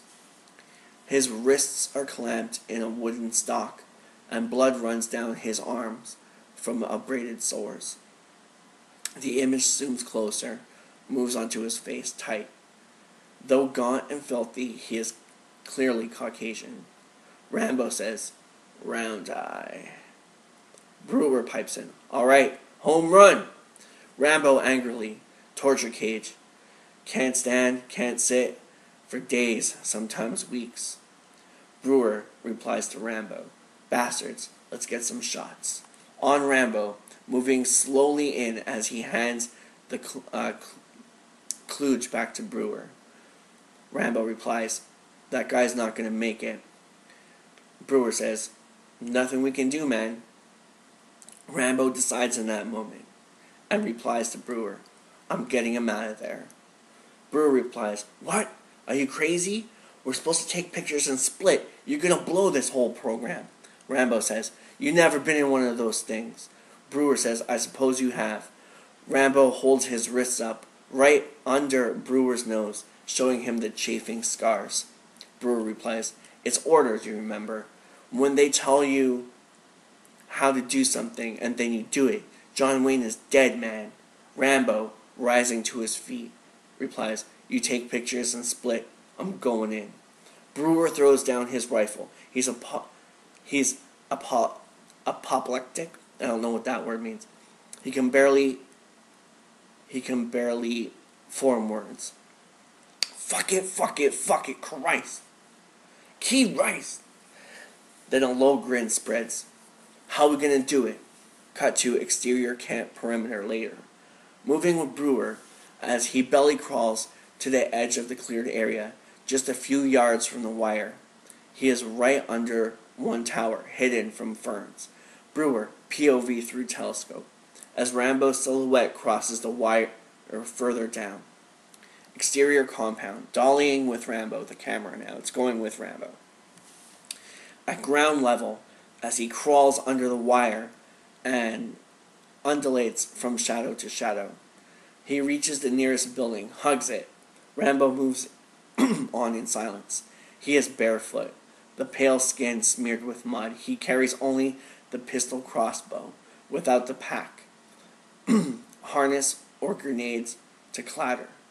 He moves like a spirit in the material world. Rambo raises one eye slowly over a window ledge. Inside, several guards sleep soundly under mosquito netting. Their rifles are stacked against the far wall. Angle on guard, snoring ludicrously loud. He bats out a mosquito, grunts, and turns over. Angle under guard barracks, moving with Rambo as he crawls among the support posts. He freezes as a light is snapped on above him. It streams down through cracks between floorboards. Moving very slowly, Rambo squints through the gap. Rambo's POV, now we're looking through Rambo's eyes. A low angle on an uninformed guard rummaging in a tiny prehistoric refrigerator, humming to himself. He takes out a can of Coke, recognizable, although the label is in Chinese characters, rolls it slowly across his sweaty forehead, pops it. The foam now runs onto the floor, drips into Rambo's eyes. The light snaps off, footsteps. Rambo moves on. Exterior prisoners' barracks. There are 2 rows of rusted iron bunks, out like a hospital ward. Most of them are empty. 7 aren't. 7 American prisoners of war. Like the man in the cage, they are gone. Scarbarous, dressed in ragged peasant clothes too small for them. One man, bathed in sweat, moans and tosses with malarial fever. Another is wrapped so tightly in a fetal position, his face is between his knees. They have padded the bare springs of their cots with mattress of rubber leaves. Rambo stands a few feet from them as if giving a benediction. The crossbow raised in one hand, he moves on, leaving no trace. Exterior guard tower. The guard reclines in a folding chair, nodding to the beat of unheard music. A Sony Walkman is clipped on his belt, and he has earphones over a gray, peaked cap. He takes a last drag and tosses a cigarette over the parapet. Exterior, perimeter, rainforest. Tied on Brewer, hugging the ground as the smoldering butt lands 5 feet from him.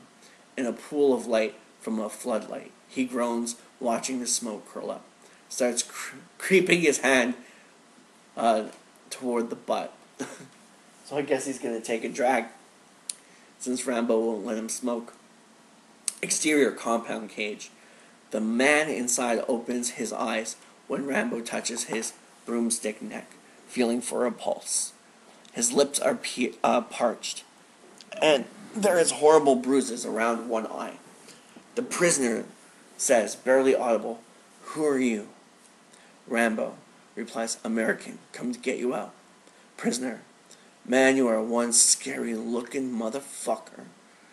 Rambo says, can you walk? Prisoner, I could a couple of days ago. Gonna be stiff. Rambo quickly picks the lock on the wrist clamps and then slips his Lyle knife from his sheath, starts cutting the lashings on the bamboo cage. What's your name? Prisoner says, DeFavio. Dave DeFavio, Lieutenant Air Force. The door gives way, and Rambo steadies DeFavio as he slumps forward. Rambo says, shaking his head. Good to meet you, Dave. I'm Rambo. Okay, I'm gonna carry you out. Don't cough or make any noise. DeFavio replies, sure thing, Rambo. You getting the other guys too? Rambo says, not this time. We'll be back. Rambo slings DeFavio's gaunt 6-foot frame over his shoulder in a fireman's carry and heads off in a crouching run. Long shot on Rambo, crossing a pool of BG as the sentry lounges in his shack. Exterior perimeter, rainforest. Brewer seems to have lost sight of Rambo. He scans the camp to the tree line and back. The filterless cigarette is smoked almost to his lips. I guess he smokes it all the way down to the core of the butt. Wham! A booted foot smashes down on his rifle. Pitting one hand, he looks up. A North Vietnamese guard who holds an AK-47 in Brewer's face. Could this be it? The end of Travolta? With his headphones on, Brewer hadn't heard the quiet approach from behind. Brewer closes his eyes in profound misery. There is a soft thunk. Brewer opens his eyes as the AK-47 falls onto the grass. Looks up to see the guard is leaning back against the tree, motionless. The van tail of a crossbow bolt protrudes from his neck under the jaw. He is pinned to the tree, quite dead indeed. Rambo appears from the undergrowth, still carrying DeFavio, crossbow in hand. Rambo to Brewer. That's two. Exterior rainforest. Brewer and Rambo, carrying the POW, rejoin Coe on the ridge, where they had left their gear. Rambo sets DeFavio down and reaches for his boots. The POW looks dazedly at his rescuers. His eyes in hollow sockets track from one to the other, and weakly says, "You guys are real, aren't you?" From delusion. He says that from delusion. Brewer replies, "Huh?" DeFavio says, "Sorry, I talk to people all the time. I know a lot of them aren't there, but this is real, isn't it? You're taking me home now." Brewer replies, "That's right, buddy." DeFavio sits frozen for a moment. Then a dry sob racks his entire body, and he pulls his arms around Brewer. He cries with utter abandon quietly while Brewer looks at him helplessly. "Thank God. Thank you." Brewer looks at Rambo with a stricken expression, then puts his arms clumsily around DeFavio, like someone holding a baby for the first time. Coe touches Rambo's hand, motionless. "Let's go." With a cock of her head, he nods. Cut to rainforest near prison camp later. A stocky sergeant of the guard stands over the partially concealed body of the guard Rambo's killed. He raises his whistle and sends a shrill blast across the camp. Lights come on in the guard barracks. Cut to exterior. Rainforest. Riverbank. Night. The sampan waits beyond a screen of trees as Brewer calls in on the Transat. Coe is helping DeFavio walk unsteadily down to the riverboat. Background, the river bandits eye the tall, dead-like figure suspiciously. Rambo says, "We better go for the emergency LZ at Point Zulu Sierra. Tell them we've got some heat, but don't mention DeFavio." Brewer starts typing. Cut to exterior staging area, Thailand. Doyle's ground crew is removing the camouflage canopy from a UH-60 Black Hawk helicopter. The turbines are warming up and ascending line. Doyle and Troutman, FG, turn as the door is to the command center bursts open and a tech runs out.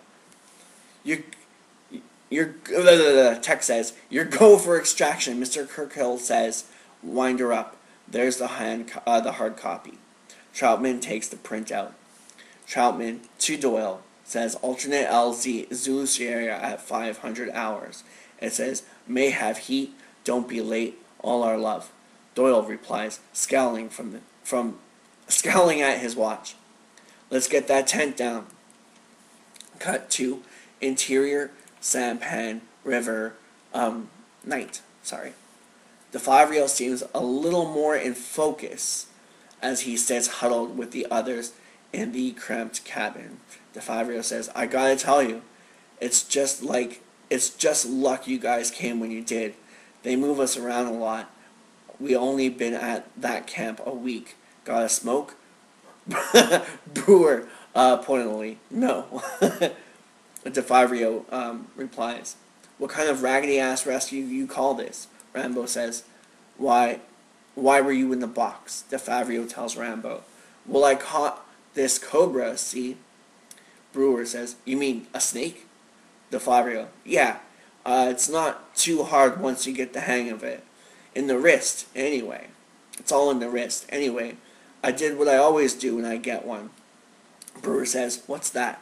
DeFabio replies, straight-faced, Put it in the guards' barracks." Pause. "Man, they got pissed. They beat the crap out of me. But it's kind of a tradition. You ought to see him run around." Rambo chuckles to himself. "You got a bad attitude." DeFabio grins, showing bad teeth as well. "I know it." DeFabio eyes Co as she hands him a plate of rice and meat. "Thanks, lady. You're pretty cute. Doing anything this weekend?" Co, smiling shyly, "Eat slowly. Don't make yourself sick." She exits with the dirty cooking utensils. Exterior, sampan. When Co closes the door to the cabin, Kin sidles up to her and rapidly whispering something in Vietnamese. He seems to be eliciting a response, and her eyes are wary.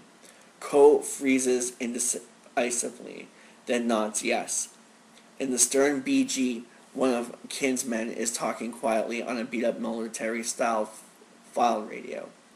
His voice is masked by the sound of the onboard motor. Co whispers something and holds out her hand, palm up. Kin grins, gap-toothed, and he pulls out a .45 pistol from his belt and slips it to her. Runs his fingers along the curve of her neck. She quietly pulls the cocking slide, chambers around. "Uh-oh! Someone betrayed someone!" Exterior, CA River, inlet. The sampan glides into the brackish osprey amid half-submerged trees. It is the original rendezvous point. Everyone assembles on deck, with Rambo helping DeFabio through the cabin floor. Brewer checks his watch. 25 minutes, we better roll. Rambo freezes, looks down. An AK-47 muzzle is pressed into his kidney, held by one of Kin's men. Two more are covering Brewer, who had just handed his rifle to Co while donning his pack. Kin steps up, grinning. Rambo takes Rambo's rifle. A fourth guard eases an arm around his neck, a long knife held under his jawline. Uh-oh. The boys are in trouble. It has all happened smoothly and with precision planning. Co says, "Wacky number 10, Duma." DeFabio replies, "Yeah, fuck your mama, son, too." In the Kid backhands him to the deck. Tight on Rambo, his eyes cold, looking at Co. She advances on him. Her black almond-shaped eyes glitter, alien as the depths of space. She spits in his face. Kin snorts a feral laugh. Rambo doesn't react. "ECU, Co." Her eyes dart to the side. Rambo and Co. Something, a microsecond flash of understanding, passes between them. Brewer, enraged beyond belief. You fucking slope bitch! She whirls on him, drawing the 45, and it is enormous in her childlike hand. Her expression is terrifying. She fires. The renegade behind Brewer she fires. The renegade behind Brewer rockets backward, his face exploding. She shoots one of the bad guys in the face, but makes it look like she's going to shoot Brewer to distract Kin. Rambo moves, slapping his guard's elbow, driving the knife across and away. His teeth snap shut on the man's forearm. The knife falls. Rambo's hands are simultaneously seized by the other guard's simultaneously seizing the other guard's AK-47. Just as he fires, Rambo holds his hand on the man's trigger hand, aiming the gun. Bullets rake from groin to face. Imagine that, getting shot in your balls all the way up to your face. On the third man standing opposite them, he spins back, his rifle blasting away harmlessly into the sky. Ko places the muzzle of the 45 against Kin's temple. His grin is long gone. She fires without hesitation. Rambo drives the butt of the second man's AK-47 into his stomach twice. The bandit lets go. Firing blind over his shoulder, Rambo vaporizes the head of his guard, whose hand he still grips viciously in his teeth. So he's still got the guy's arm in his teeth. He releases the hand, almost like spitting it out, almost like spitting out a dead man. Clutching his stomach, the last bandit leaps to the shore. 15 rounds from Brewer's silenced Mac-11 stutter quietly into him. He pitches face down into the mud. A cloud of blue cordate smoke disappears in silence. The whole thing lasted 4 seconds. DeFavrio slowly. Wow. Brewer replies, "What just happened?" Rambo moves over to Ko. She seems to sag, depleted, in shock. He takes the 45 from her limp fingers. "You okay?" Ko answering in English. "Yes, but I'll lose many merits in next life. Very bad." "Why'd they want us, Ko?" They heard Ko replies, "They heard about escaped prisoner on radio. Make deal. More money than we pay." Brewer said, "They sold us out. Now I'm pissed." Ko replies, "They were fools to think they would be rewarded and to ask my help." Rambo puts his hand on her shoulder. "Thank you," or thanks. Ko replies, "Rambo, NVA coming. Pig dog Kin say meet him here. Whole garrison from Kongka was coming out." Rambo nodding grimly. "Let's go." Cut to rainforest, Laos, night. At treetop level, the all-black UH-60 roars down a forested valley at 180 miles per hour, using no illumination but the moon. Moving with the helicopter as it rises and drops with the terrain. Interior UH-60. Once again, Doyle is night flying in a blacked-out cockpit, putting the landing skids through the treetops. Troutman stands behind the seat in the main bay. Night air roars in the open doors, and Lifer, on doorgun, dangles his legs in the widestream. The rainforest is a dim blur, very close below. Lifer, shouting, "Back in Indian country, just like old times." He racks the bolt on his M60 and grins. Troutman nods politely and looks at his watch. Cut to exterior rainforest, near Watt, pre-dawn. Rambo's group circles the ruins as they head for the landing zone. The trail skirts an escarpment which drops over 100 feet to the CA River below. The Ka River, I'm guessing. Not far from the overgrown spires of the Watt is a stream, which breaks over the cliff in a graceful waterfall, dropping unimpeded into a lagoon. The vista is quite stunning in the moonlight. Brewer is struggling with both packs plus the heavy transat, since Rambo has the Favio and Co has her own pack. Brewer scrambles, slipping back on the steep trail. Let's ditch this transat. We don't need it.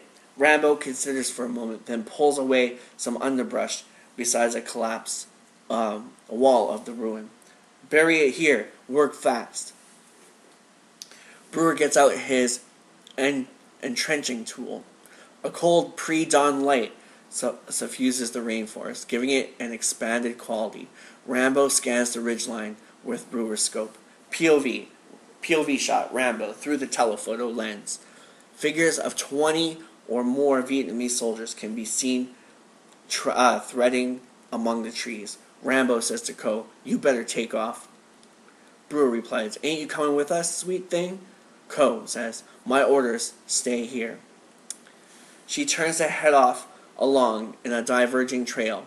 Rambo touches her shoulder. She turns. "See you in California." Her grin is iconic. She replies, "Land of big PX, maybe I take you for a ride in my Cadillac." Rambo watches her go, a tiny anonymous peasant girl.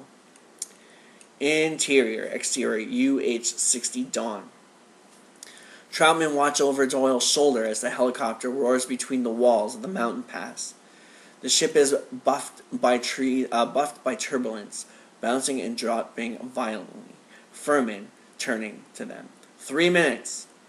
The steep slopes fall away, and Doyle dives the ship into the rolling foothills. We hear a faint call, barely audible over the static. Voice filtered. "Zanhammer, this is Slam Dunk 1. Do you copy?" Furman replies, "Roger, Slam Dunk 1. What is your position?" "Exterior rainforest near Patty's, Dawn.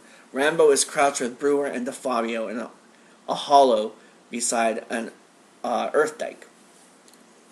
They are taking automatic weapons fire from the trees nearby. Spurts of earth leap up around them.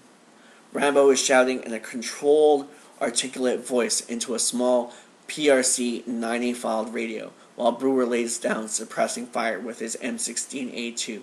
Rambo, yelling to them, "Zenhammer, the heat's on. We're taking fire.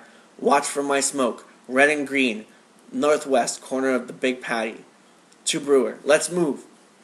Rambo and Brewer, carrying DeFabio, charge up and over the dike as the ground is ripped around them. Rambo hurls 2 smoke grenades down the dike wall. Columns of red and green smoke begin rolling upward. The dike on which they are pinned down forms part of the enclosure for a complex of terraced rice paddies, which occupy the flat acres in hilly terrain. The flooded fields reflect the pre-dawn sky like plates of burnished metal. Rambo slides in another clip and fires in short, controlled bursts. Brewer hands a captured AK-47 to Fabio. The ex-POW opens up with a vengeance. Brewer says to him, "Go for it, man! Good therapy!" Exterior rainforest nearby. Various angles as 3 troop trucks slide to a halt on a rutted jungle road. Disgorging squads of NVA troops. Mortars are set up. Roughly aimed, they fire with a characteristic whump. On the dike, the Americans duck as mortar rounds explode in the paddy behind them. Throwing up a geyser of mud, Brewer packs the PRC 90 mic. Brewer on radio. "You guys coming or what?" Interior UH-60. Through the front canopy, distant wisps of green and red smoke can be seen. The paddies rush by below in a blur. Furman. "Roger. We have you on visual. We are coming in. How many are you?" Brewer replies, filtered. 3. We got an American POW with us." Troutman. "Relay to command. They have one of ours." Interior command shack, Thailand. Kirkhill is pacing behind the main console. Telecom tech says to Kirkhill, "Mr. Kirkhill, I have AWACS Rely." Zenhammer reports the ground crew has an American POW with them. Kirkhill's reaction is unexpected. He whips around. "What did you say?" Telecom tech grinning says, "They've got one of ours." Tyke on Kirkhill as a look of frustrated rage is replaced by a deadly calm. Saying loudly, Kirkhill responds, "This station is now condition Bravo. Harrison, Myers, Gordell, over, out, now." The puzzled techs drop their headsets and leave.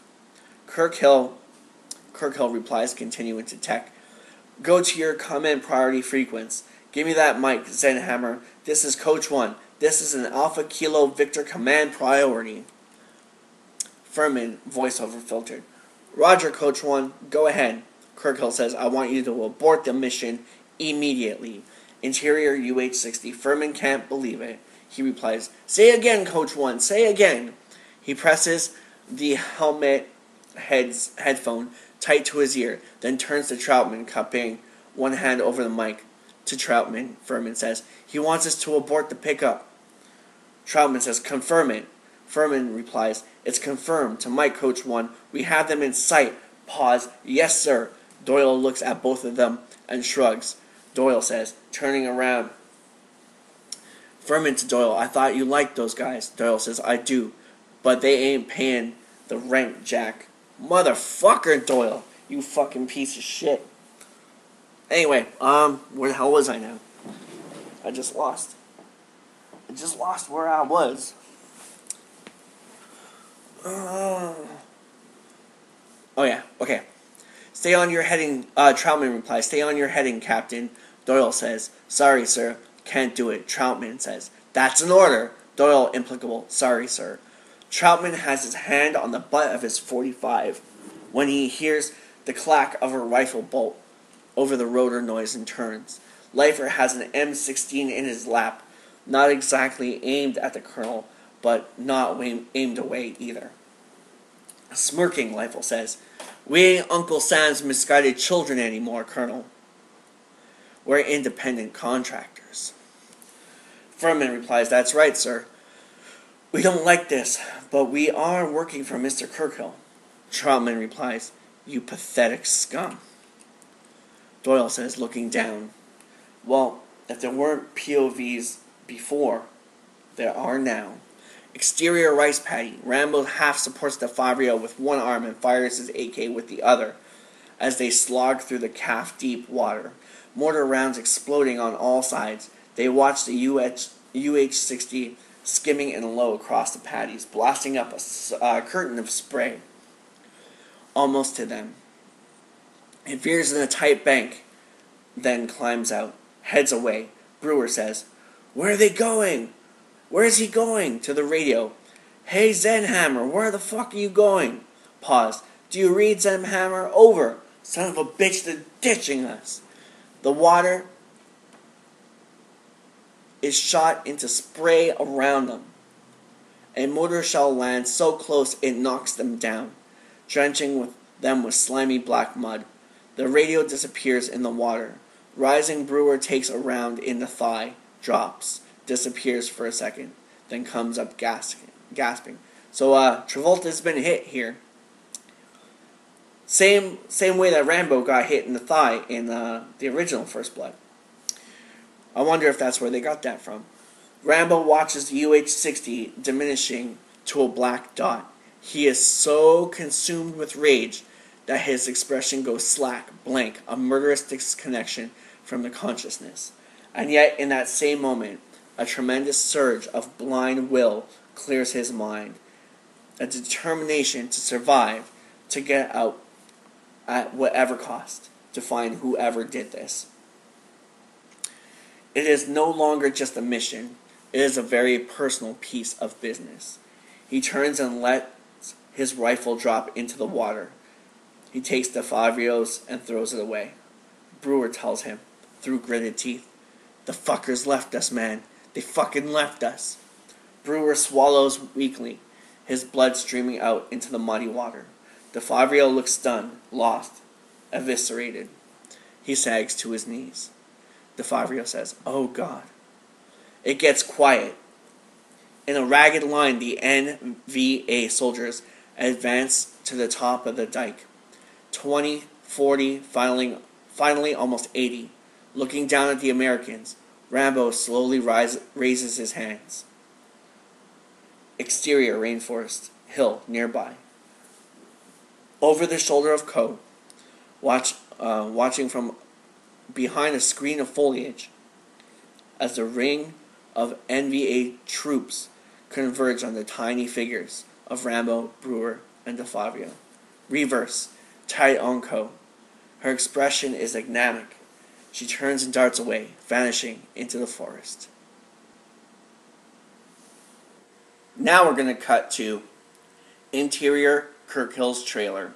Kirkhill is pouring scotch over ice in 2 glasses as the door behind him bangs open. Troutman's expression could slice a steak. Kirkhill turns to Troutman and says, "Have a drink." Kirkhill offers a glass to Troutman, who ignores it. "Why?" Kirkhill sets the glass down and sits at the dinette, motioning Troutman to sit as well. Kirkhill shrugs. "You got 5 hours. I'll tell you about secretaries of state and funding committees and diplomatic relations. Sorry. Throat's a little dry." Troutman slowly sits opposite him, his demeanor becoming more reasonable. "Take your time," he says. Kirkhill continues. "Look, Colonel, we're all adults here. This is a war, a very quiet, very intense war. People get sacrificed." Troutman replies, "Not my people." Kirkhill freezes, glancing down. The muzzle of Troutman's service .45 is jammed into his groin. Troutman continuing, "But you're right, some people do get sacrificed. Now tell me why you pulled the plug." Kirkhill retaliates. "You think I'm some wacko? I like to hurt people? I'm doing a job here. If I knew what's right or wrong, I'd be goddamn priest, right? So I follow directives. I do what I'm told. It's simple. If your boy would have done what he was supposed to do, there wouldn't be a problem." Troutman continues. Responds, "Don't dance me, Kirkhill. You'll be walking funny." Troutman leans on the .45 a bit, and Kirkhill backs into the seat cushion. Kirkhill replies, "Look, it was a screw-up, all right. They weren't supposed to find anything. We thought the camp was empty." Troutman pauses and says, "This mission was a scam from the word go." Kirkhill replies, "Word came down. They wanted an answer. And they knew the answer they wanted. No POWs. But it had to look good. Best effort. The whole dog and pony show." Kirkhill takes a healthy pull from his scotch. Troutman, realizing, continues, "Rambo and Brewer, they were selected as write-offs." Kirkhill goes to explain. "It was clean, very clean. Rambo was a decorated Vietnam vet, a former POW himself. If he came out and said, 'No POWs,' the subcommittee would buy it. He gets himself caught, he's a private citizen, a wacko acting on his own. If he gets proof, it gets lost somewhere between here and DC, alright? But no, Rambo's gotta be a hero. Thinks he's starring in his own war movie, or something. He put me in a corner. I had no choice." Troutman chirps up. "Terminate with extreme prejudice." Kirkhill, "That's a crock." "We don't say that. Do you have any idea the shitstorm if we gotten back with that guy? If we went public, the White House would have to act through channels. We're talking ransom, $4 billion in war reparations to the Vietnam to get the others back. That's billion, Colonel, with a B, for a few guys that we had their brains in a blender for 10 years. A pain in the ass to everybody. No way. There's no way. Colonel has let the pistol drop until it's dangling, forgotten. It says to Kirkhill, so there never was a Phase 2 rescue team. Kirkhill replies, of course not. You can't get approval to rescue a kitten from a tree after Tehran. What a bastard. After a long silence, Troutman nods. I understand. Kirkhill relaxes. It's going to be okay. The colonel is one of the boys. Here, drink. Troutman doesn't take the glass. Reasonably, Troutman says, I understand your position. Pauses. I understand how a maggot like you can just slide out of a jam on a trail of slime and call it expedience. Viciously. Expedience. He says to him viciously. Kirkhill slams the empty glass down. His tone becomes self-righteous. You're out of debt, Troutman. No way. I'm acting correctly here, not you. You're the gung-ho jungle ace. Pause. It's over. Walk away. To which Troutman replies, it's not over. You made the mistake. And what mistake that? What mistake was that? Kirkhill replies. Troutman clicks the safety and reholsters the .45. Rambo. Bam, bam, bam. Oh, alright. Exterior, prison camp, Vietnam day, D plus 36 hours. Ban Kia, North, NA, Republic of Vietnam. Tight on Rambo. His eyes ablaze, face crusted with dried mud and sweat. Wider, revealing him under guard, arms bounded painfully tight behind him, in the back of a troop truck. He is seized by 2 vet soldiers and dragged forward off the truck. DeFavio hits the ground behind him, and Brewer, moaning on a stretcher, is unloaded. His fatigues are matted to the skin by dried blood from hip to knee. Camp Commander Captain Vo Coc Vin strides across the compound. He is fairly twitching with suppressed rage at the loss of face brought on by his useless guards. He screams order as the troops dismount, roughly dragging forward the 3 captives. A Viet sergeant turns the captives over to Chief Guard Sergeant Tran Van Tay with a quick salute. This was a question. See, I would be adding my 2 cents in here and there, but we would be here all day. But this is a question I totally forgot about when I read this last time, which was 2 Christmases ago. I had read the script, getting ready for to do this one in the past, and I could never remember if Tay was in the James Cameron version, because I was also reading the David Morrell version at the same time. So here we see that Stephen Chang himself from First Blood is making an appearance in the sequel. So originally it was intended to have Stephen Chang come back for Rambo II. So let's drink to that. Okay. So he gives him a quick salute. The instant Vin stops shouting, Tay begins. Like a relay, the prisoners are prodded forward. Rambo walks beside a wide-eyed Brewer. Brewer says, are they going to torture us? Rambo distantly replies, yes. Brewer remarks to that. What do you do? A guard shoves Rambo on ahead as Brewer carries a stop at the door of an isolation cell. Rambo, looking back, hope they kill you by mistake. What do we do? Hope they kill you by mistake. Great words from a great man here. Rambo's guard slams his rifle butt into the American's belly, half doubling him over. No talk. Interior isolation cell. Isolation cell. The door to a tiny, fatigued room is opened, and Brewer is dumped off the stretcher and flung inside.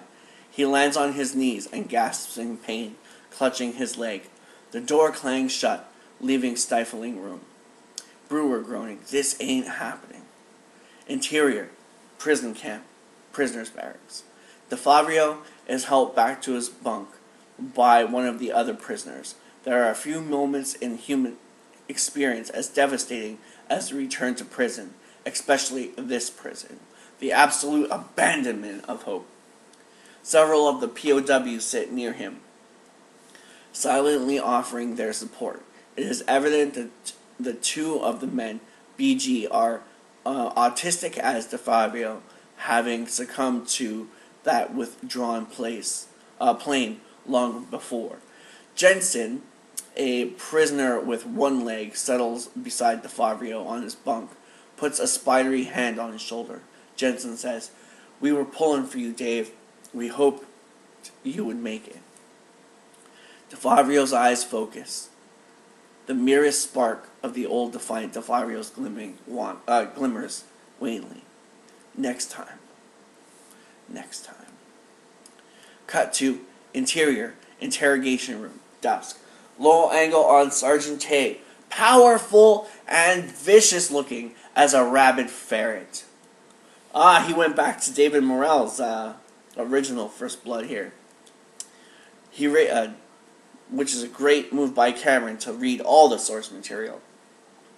He raises one fist holding a length of rubber strap cut from a truck tire and smashes it down out of frame. There is a sickening thud against flesh, tight on Rambo. Grimacing from the blow, there are bored red welts over both collarbones, oozing blood in places. Wider, showing Rambo on his knees at the center of a bare concrete room. A single window admits a shaft of red dusk light, like a spotlight. Rambo sways in the spotlight, glistening with sweat, stripped to his GI shorts. In the four corners of the small room are guards with rifles. Others crowd in the doorway, grinning and jostling the scene. Wham! The truncheon descends again against Rambo's face. He sprawls onto the floor face down, nose streaming with blood. Captain Vin enters with a strident shout, stopping Tay from another blow. The two officers exit at a run, leaving Rambo on his face before the guards. Exterior compound, dusk. An unearthly wind and the thunder of several helicopters' rotors fills the camp. Two American-made Huey helicopters descend to lumpy landings near the guard towers. One is a UH-1D slick troop carrier, and the other is a UH-1B gunship outfitted with a pedestal-mounted minigun and M60 door gun. Captured from the ARVN in 1975, both ships bear the insignia of the Republic of Vietnam. Beyond the guard tower, the two Hueys. An enormous helicopter roars out from the settling sun. Running lights and strobes flash as the massive silhouette drops into the country yard, raising a blast of dust. It is a Soviet Mi-24 assault helicopter.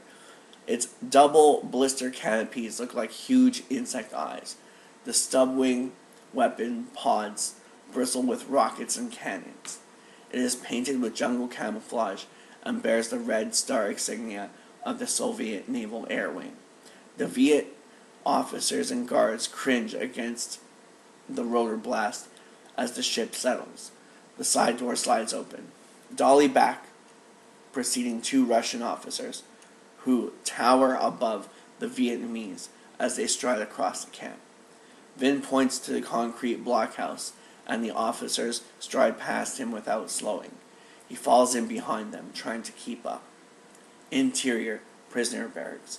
Jensen turns from the window as the MIL-MI-24's jet's whine fades. Jensen says, "It's those Russian interrogators again. Everyone looks grim." Interior, interrogation room.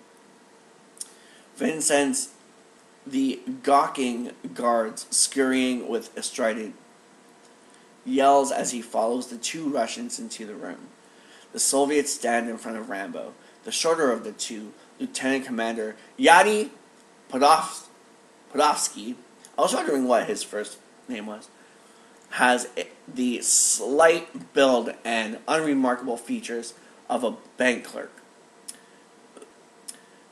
Though for a man in his 40s, he is in superb condition.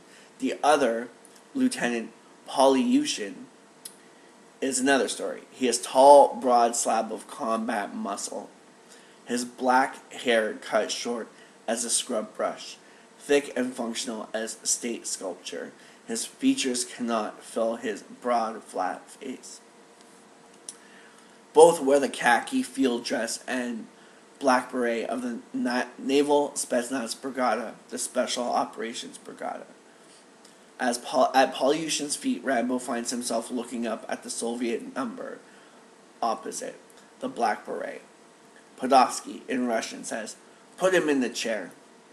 Polyushin hauls Rambo onto a wooden stool against the wall. Podolsky sits next to him on a small metal desk. It is almost dark, and the only light is from a single bare bulb. Podolsky says in Vietnam to Vin, "Thank you, Captain Vin. Leave one guard, please." Vin exits with Tay and the other three Viets. Podolsky adjusts his wire-rimmed glasses and considers Rambo. He turns Rambo's bloody face gently, examining the injuries. Says to Rambo, "These people are so vulgar in their approach. I am Lieutenant Commander Podolsky. I don't know who you are, but you will tell me." Podolsky's English is lightly accented, but clear and articulate. He has a nasal condition. However, Rambo doesn't answer. Maybe that's why Victor Maitland gave him the nasal condition. And I have to wonder here, because Dolph Lundgren was supposed to play Podolsky, but does that mean that maybe they would have considered Dolph for Polyushin also and brought Victor Maitland in, Mr. Steven Berkoff? I don't know. Here we go. Podolsky, continuing, says, "No, not even your name. Silence. This is poor beginning for an intimate relationship. By tomorrow or the next day, you will tell me things you would not tell a lover." Podolsky notices the long, crisscross scars on Rambo's chest and back. Continues to Rambo, "I see you are no stranger to pain. Then of course you may know how senseless it is to resist in the long run. It is possible you have been among my Vietnamese comrades before." Podolsky catches something as Rambo breaks his gaze, looking away. Continues saying to Rambo, "Yes, I think you must be it. That must be it. Where were you held? Hanoi? Sante? I apologize. I'm getting ahead. Sometimes I get too eager. My comrade and I, in our capacity as advisors, have been sent from center of Cam Ranh Bay to discover from you certain things. For example, whether you are working directly for the American government, who your contacts were, and on and on. Quite a list. Will you tell me these things now?" Rambo gazes at a point in space. Podolsky continues, "Of course you won't. But as a mortal man, I felt compelled to ask." As a mortal man, sorry. He stands with a shrug and faintly gestures to his massive assistant. "This is Lieutenant Polyushin. To him, you are a piece of meat." In Russian to Polyushin. "Proceed." Low angle as Polyushin walks forward. Exterior camp, main gate, night. The guard in the sentry box glances up from a newspaper at the sound of an approaching motorbike. A young woman wearing an Audi, and Coolie Hat rides up on a Honda scooter and stops by the shack. Over the girl's shoulder. Camera is now over the shoulder. As she steps up to the guard box and coos something in the sentry, he grins to see a new face among the whores from the village, and one so pretty. Great luck. Reverse on the girl camera shot, revealing that she is Co.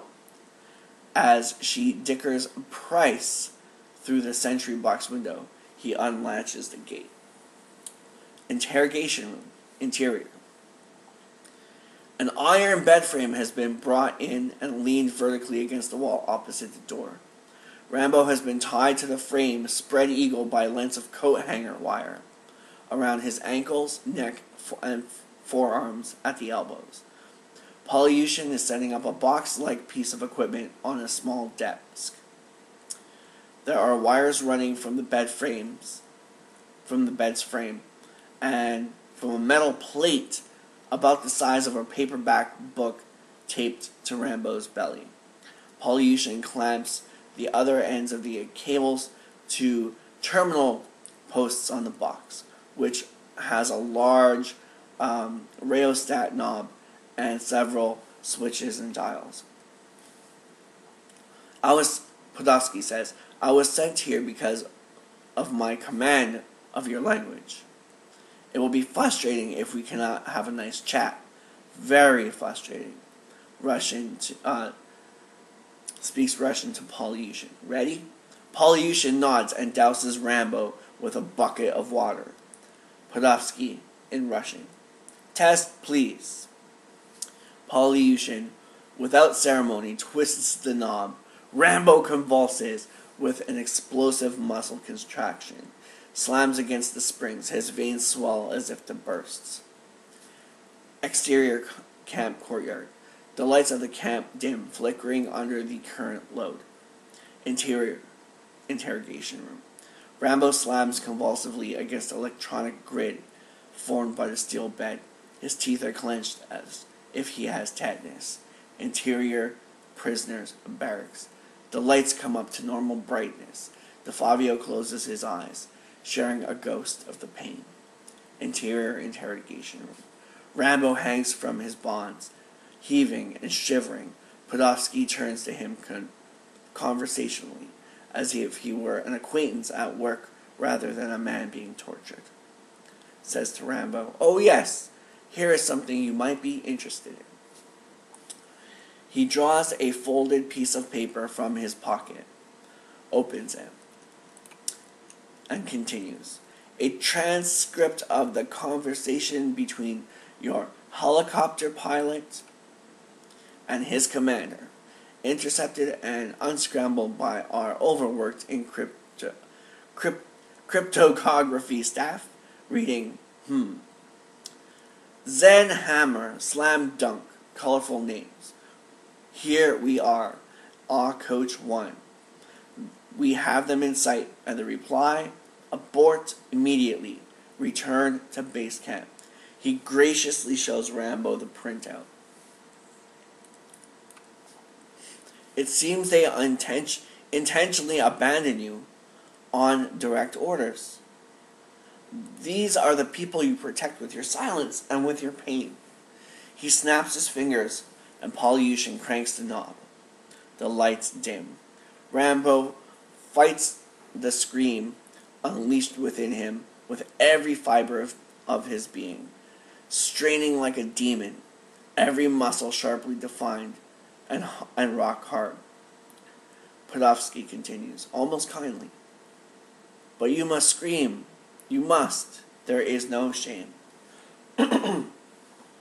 It bursts out, a roar that frays his vocal cords. Exterior camp courtyard. Co-moving stealthily in the shadow of a wall. Pauses at the sound of the scream, notes its direction. Interior isolation cell. In the darkness, Brewer rages against the inhuman screaming, pounding the wall, saying, "Bastards!" Interior interrogation cell. Rambo hangs so limply that he might be dead. Podolsky moves in to check as Rambo's head begins to rise. Tight on Rambo, as he looks up, his eyes seem like diamond drills. There is determination born of rage in his expression that Podolsky stops, takes a step back, snaps his fingers. Rambo convulses and begins to scream. Podolsky nods to his assistant. Insert Polyushin's hand. Cuts off the current, but the scream continues, gets louder. Back to scene. The lieutenant looks up, puzzled. Rambo is going berserk. His body is out of control. Machine, lashing, and tearing at the frame. The scream breaks and becomes a ferocious howl. The Viet guard steps forward, alarming and unnerved. His rifle is raised, warding off evil. That's amazing. Rambo's freaking everybody out. Podolsky motions him back and steps closer himself. The bed frame begins to twist, creaking and warping under Rambo's frenzied assault. Tight cuts, rapid succession. A weld spring pops. Podolsky takes a reflective step forward. Rambo's hand shoots out, free suddenly, like a grappling hook. Polyushin hits the current. Rambo jerks Podolsky into a headlock, a death embrace. Podolsky screams, convulses. Podolsky to Polyushin. Niet, niet, in Russian. The Russian lashes out, convulsing in the current. The lieutenant cuts the power.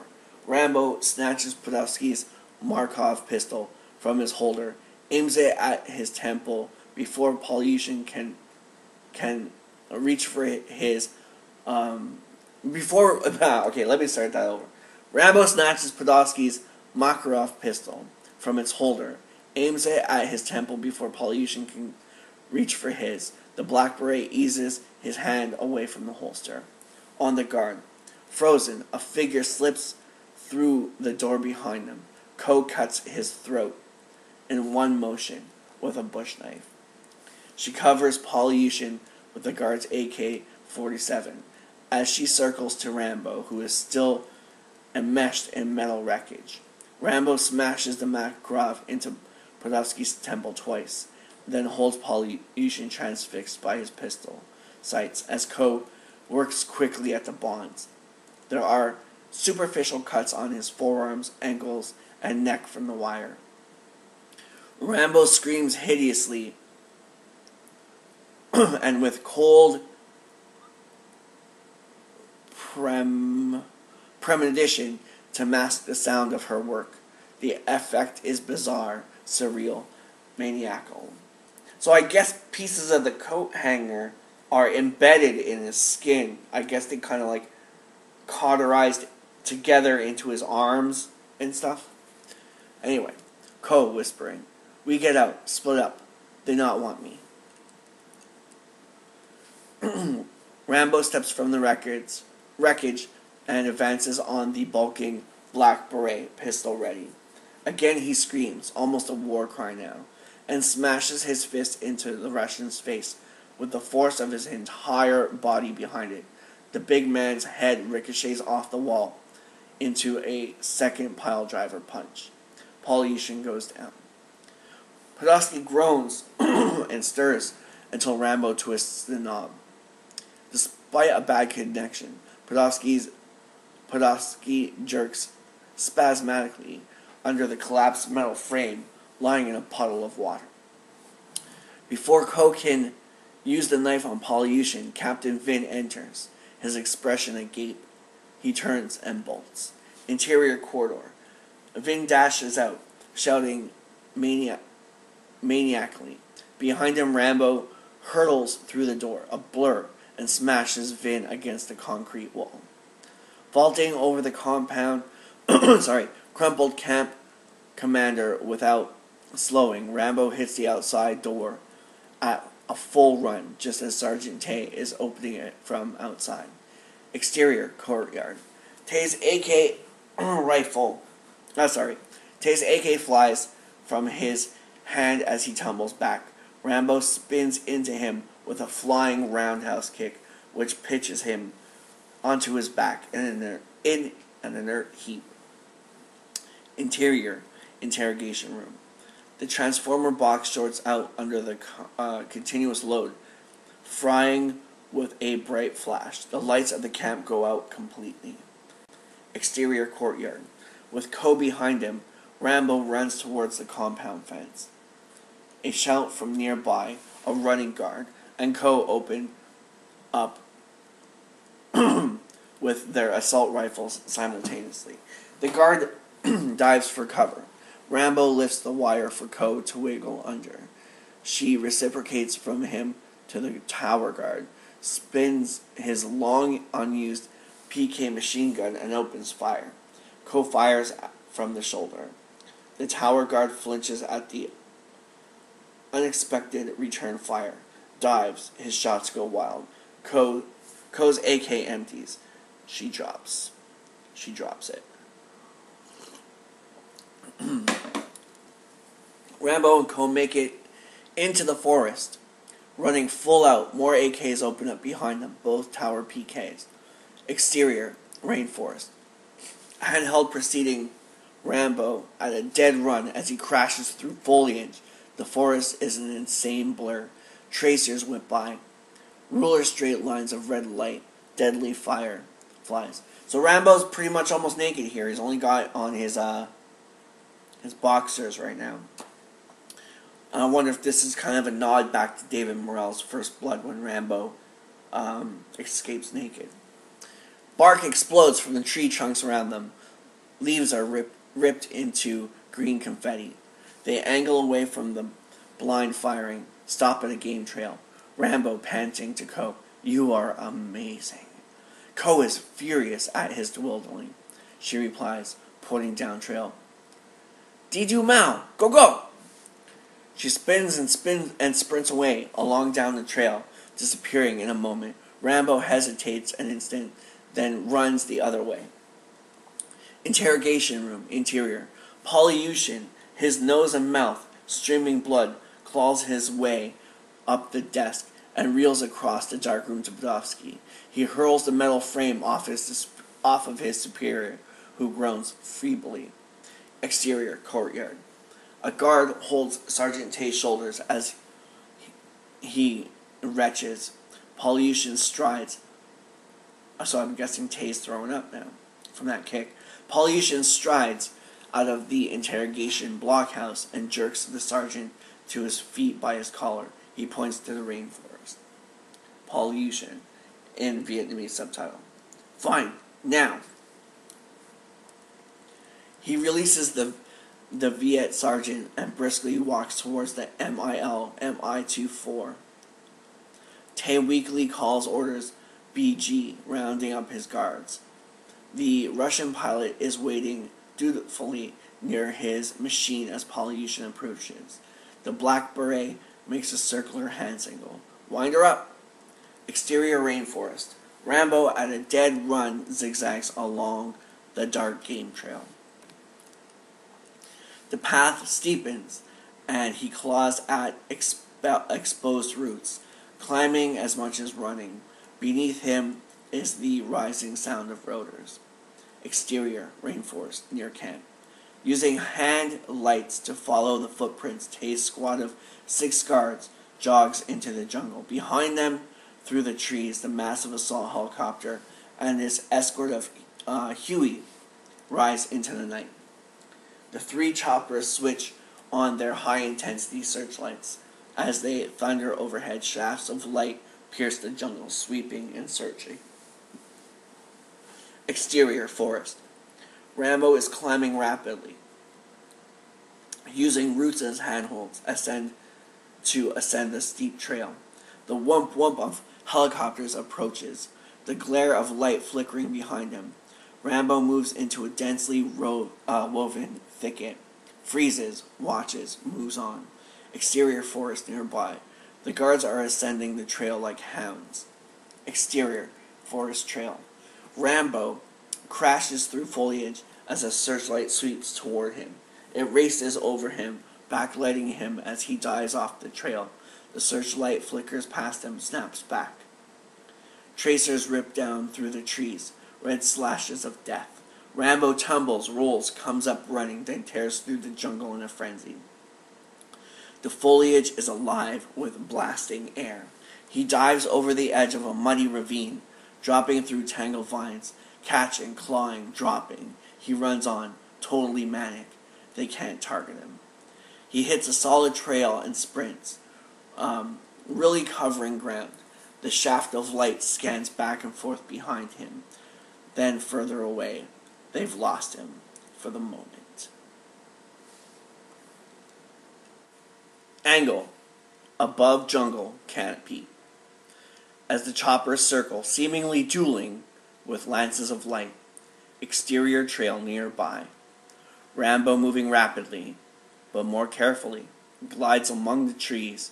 He stops at a bank of a tiny stream, settling down, knife and pistol, scooping stinking black mud from the stream bed. He begins to slather it over his pale skin, with quick, sure strokes, arms, legs, body, tight on Rambo's face. Eyes closed as he smears the goo thoroughly over every exposed area. His eyes open. It is a Neolithic pharaoh visage that turns away into the foliage.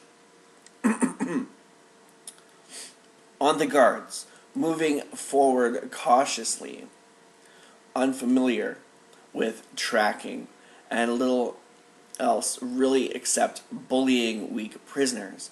They crash around clumsily, falling and cursing in the dense thicket, close on Rambo. Moving in absolute silence nearby, he freezes. 15 meters away is a small wild pig, asleep under a knot of vines. Rambo fires the Makarov, hitting the earth near the pig. It squeals and leaps up. The guards wave their AKs, looking for the source of the shot. They hear something crashing through the undergrowth to the right. Moving in dense brush, they open fire. In a crash of sustained fire is deafening. The blast blindly away, lighting up the forest. Their attention is so focused, the din so loud, they do not notice a dark figure moving up behind them. Rambo snatches the wayward last guard into the thicket, knife buried to the hilt, hand over his mouth. Tay shouts repeatedly to cease firing, and the others finally stop. They move away, advancing on their target. Tay gingerly parts woven branches, revealing the pig, riddled with hundreds of 7.62 millimeter rounds. He turns to the others. Tay, in Vietnamese. Where's Trang? The other guards look around, puzzled. On Rambo.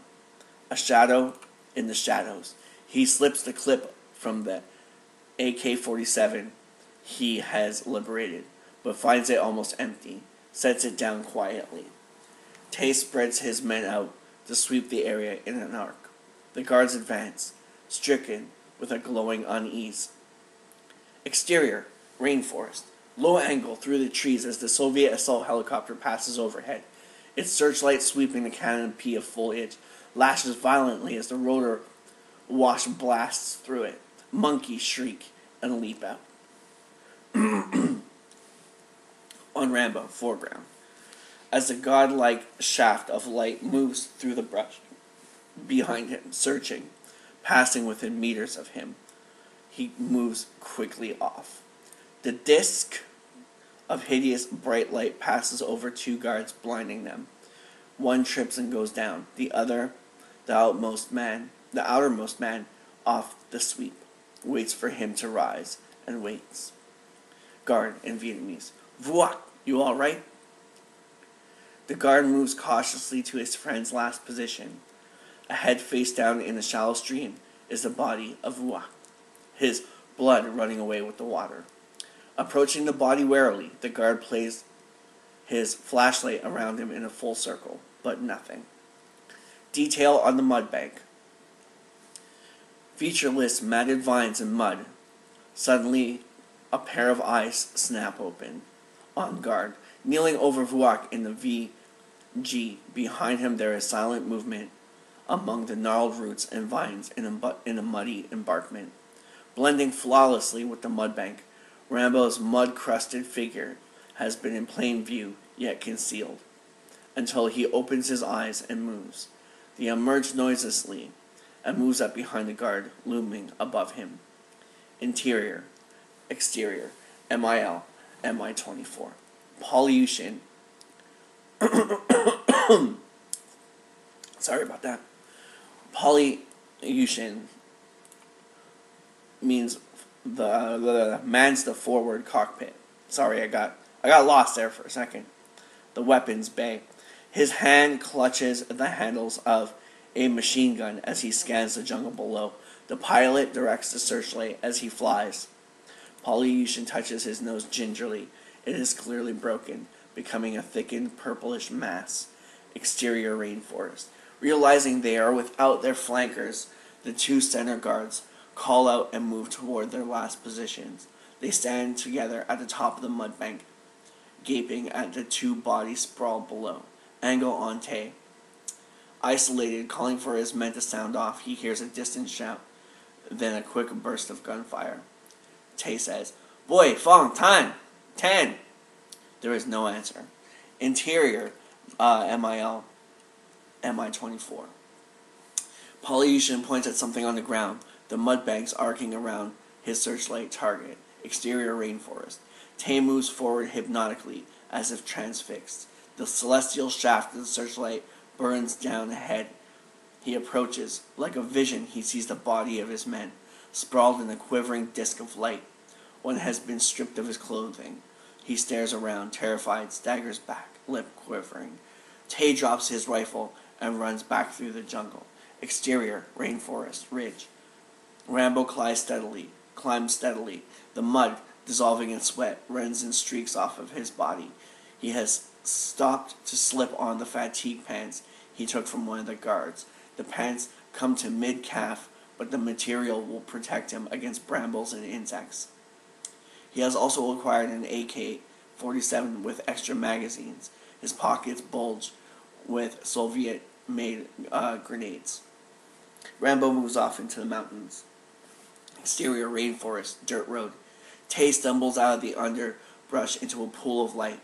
The headlight of a Viet Army troop transport. A squad of men runs past him into the jungle, fanning out. Another truck arrives. The search is on in full force. Interior, exterior, flight center. Nikon Phantom AFB Dawn. An F-4 Phantom jet taxis amid moving ground equipment under the floodlights as the sky slowly lightens. D plus 53 hours. Nikon Phantom Thailand. Pan off the flight line onto Troutman gazing out the window of a small office. He looks haggard, soul-weary. With the receiver cradled at his ear, he is waiting for a call to connect. Troutman says into the phone, "Bob, hi, did you get my telex?" Now I'm wondering if this is a reference to Bob Griggs. I remember last time I read this, I was wondering if this was a reference to Bob Griggs, even though in Rambo 3, Troutman and Griggs are already friends. In the Morale version, they are not. They meet. Troutman explains their meeting in that novel. But, yeah, I'm wondering if this is a nod to Bob Griggs here, Kirkwood Smith's character. Anyway, Troutman says into the phone, "Bob, hi, did you get my telex?" Pause. "Yeah, I know what time it is there. Do you know what time it is here? Look, is there anything you can do up the line? You owe me one. I'm calling it in." Pauses. "Yes, this time." Pauses again. "I know you're a general, and I'm only a colonel." Long pause. "So that's it, huh? Back off, come home, that's it?" Pause, then frostily, "Thanks, buddy." He slams the receiver into its cradle and sits pondering, but is about to make a somewhat bizarre decision for a full colonel. Troutman opens the door, and the young corporal in the office beyond turns in his chair. Troutman says, "Get me a loach. I'm going back to Ban Bunkla." Corporal replies to Troutman, "Yes, sir." Interior isolation cell. Black screen. There is a scraping sound, and lights appear as a cement block is removed at floor level. DeFavrio's face appears in the rectangular hole. DeFavrio whispers, "Hey, Brewer, you okay?" Brewer crawls stiffly to the opening, squinting at the glare. Hoarsely, he replies, "I could use a beer." Interior guard barracks. The cement block wall of the cells adjoins the raised wooden barracks. DeFavrio and Jensen have belly crawled beneath the building to the cell where they have long used a loosened block to communicate with prisoners in the hole. DeFavrio says, "Your buddy made it out last night. The place went apeshit."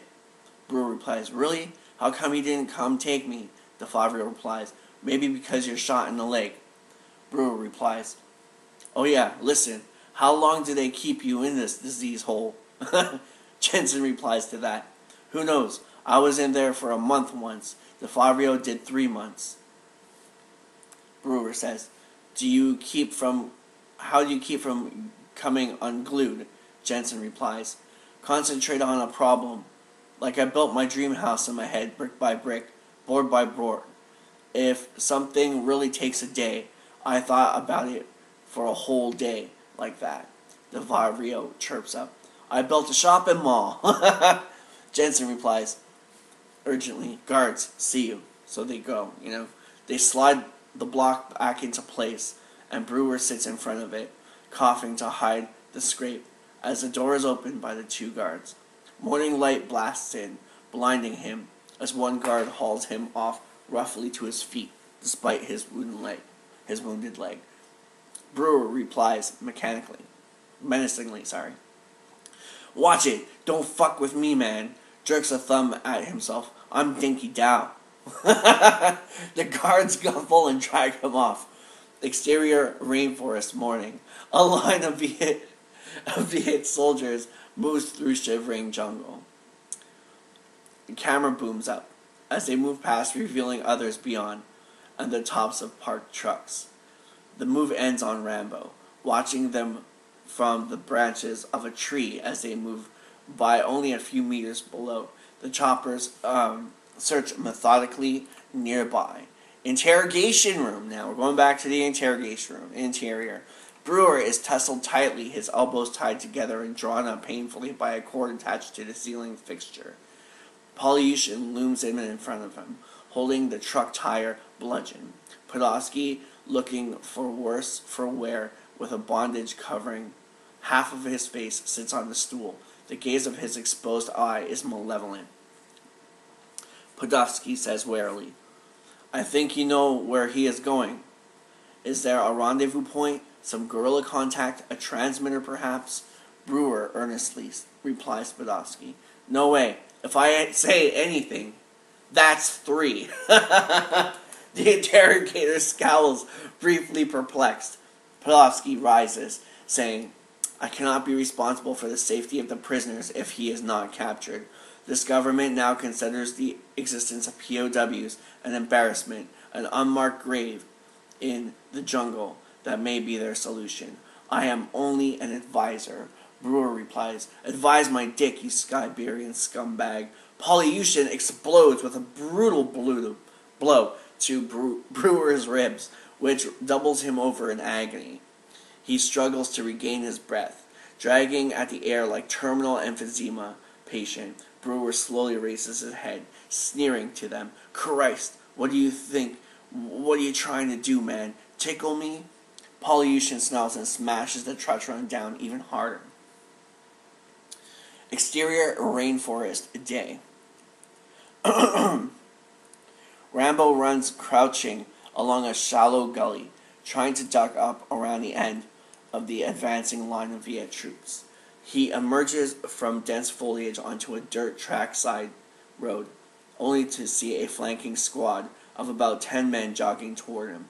They shout and hit the deck, opening fire as he dives into the underbrush. Rambo runs zigzag radically as small arms fire laces the woods around him. He crashes through foliage, abandoning stealth. Long lens whip panning camera shot, with Rambo as he charges down a long slope, the trees a green blur. He crosses his arms over his face and batters through the brush with blind force. Exterior, hooch. Rambo bursts out of dense tangle, dragging streamers of vines, and finds himself in an explosion of squawking chickens. He is in the muddy dooryard of a rural hooch, part of a small hamlet of about a dozen buildings. Pigs scatter, grunting their surprise as Rambo sprints across the yard, over a low rail fence between the hooches. Soldiers charge down the slope behind him. Exterior, hamlet. Rambo emerges onto the main street at a dead run, tearing a swath through the everyday village activities. The Viet peasants scatter as the fierce American charges through their midst, a giant by their standards to begin with. Rambo is now a mud-caked nightmare, trailing vines and brambles, his face a mask of dark streaks topped by encrusting hair. He crashes into a panic-stricken young man on a bicycle, spilling them both. Rolls, comes up running. Rambo charges course to intersect with an ancient truck which is accelerating away, headed out of the village. The truck, rusted and mud-cracked into a brownish lump on wheels, is hauling a load of chickens in a wire mesh cage on the flatbed. Rambo leaps onto the running board of the cab and points his pistol through the window at the terrified old man driving. Says in Vietnamese, "Keep driving." It would be cool if he said, "Don't look at me, look at the road." That's how accidents happen. Anyway, Rambo clings tightly as the truck rattles and bounces over the rutted road, which shortly emerges from a stand of trees to a long run along a field of elephant grass. Rambo sees soldiers covering the road through the trees on the other side. Behind him, more emerge from the village and open fire. A bullet shatters the filthy windshield, and the old driver loses control. The truck veers into a ditch, sluice, hurling up a sheet of water and flops enormously on its side. Rambo lands clear. The old man begins to sob helplessly. The chickens scatter in all directions. Close on Rambo, freeing a rusted gas can from the twisted wreck of the truck bed. Wide from behind, the soldiers, as they pour AK-47, burst into the truck from 50 meters away. A figure dashes from the now burning vehicle into the field of tall grass, disappearing. Exterior road, edge of grass. Two troop trucks are deploying soldiers as a group of officers stand near the chicken truck. Sergeant Tay climbs down from a 6-by cab. Directing operations is Captain Vin. His face is bruised and abraded. One arm is in a sling. Vin motions Tay impatiently toward where he stands at the edge of the elephant grass, and Tay wades into it. Joining him, behind them, the coarse grass becomes an impenetrable wall almost 8 feet high. Vin snorts in disgust at Tay and points at some trampled stalks. There is a bright smear of blood, and beyond another, Vin cuffs his sergeant. Vin, in Vietnamese subtitle, says, "You see, not a demon, a man. Now we find where he has crawled to die." Tay indicates that the other should go ahead of him, so to have that honor. A line he knows Rambo. Rambo fucking escaped from him last time in the prequel. Anyway, we'll get to that when the prequel comes out. A line of 30 regulars move into the grass. Only radio antennas of the squad leaders are visible above the vining stalks. The helicopters arc in the distant ridgeline, converging. Exterior, elephant grass. POV handheld moving slowly through the grass. The pointed man The point man parts the stalks ahead. It is quiet, an eerie world with only the swish of the grass and the occasional sound of off calls of the troopers. There is a clear trail of blood smeared on the grass, indicating a serious wound. Various close-ups of the regulars as they advance, each man realizing how utterly isolated he really is in his own island of space in the green sea. It is hot. Some of the soldiers have their fatigues unbuttoned, sleeves rolled up. Sweat pours off of them. POV handheld, following the trail of blood. So we're looking through the soldiers' eyes here. The grass is parted ahead and a small clearing comes into view. Slowly moving up to something lying in the grass. 2 chickens, their throats cut, are laying beside the gas can, which is upright with the cap off. A bizarre little shrine. There is no sign of Rambo. Reverse on the squad leader, puzzled, wary. Insert Rambo's hand into frame. Strikes a match, igniting a wet trail of spilled gas with a whoosh. The squad leader looks up, seeing the river of fire snaking toward them through the wavy stalks. He turns, panicked, crashes into men behind him, shrieks at them to move. They trample over each other to run as the trail of fire reaches the can. Boom! Boom! Tay sees a tremendous fireball erupt ahead. Hears screaming. He freezes in his tracks as the nightmare begins again, shrieking. A man runs toward him, on fire, charging past. Vin shouts futilely,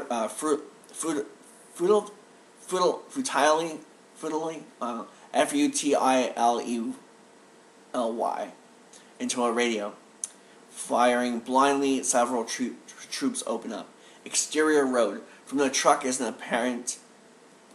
It is apparent that the grass is burning on its own, in a long line where the fuse was laid out, and is in a widening circle around the explosion site.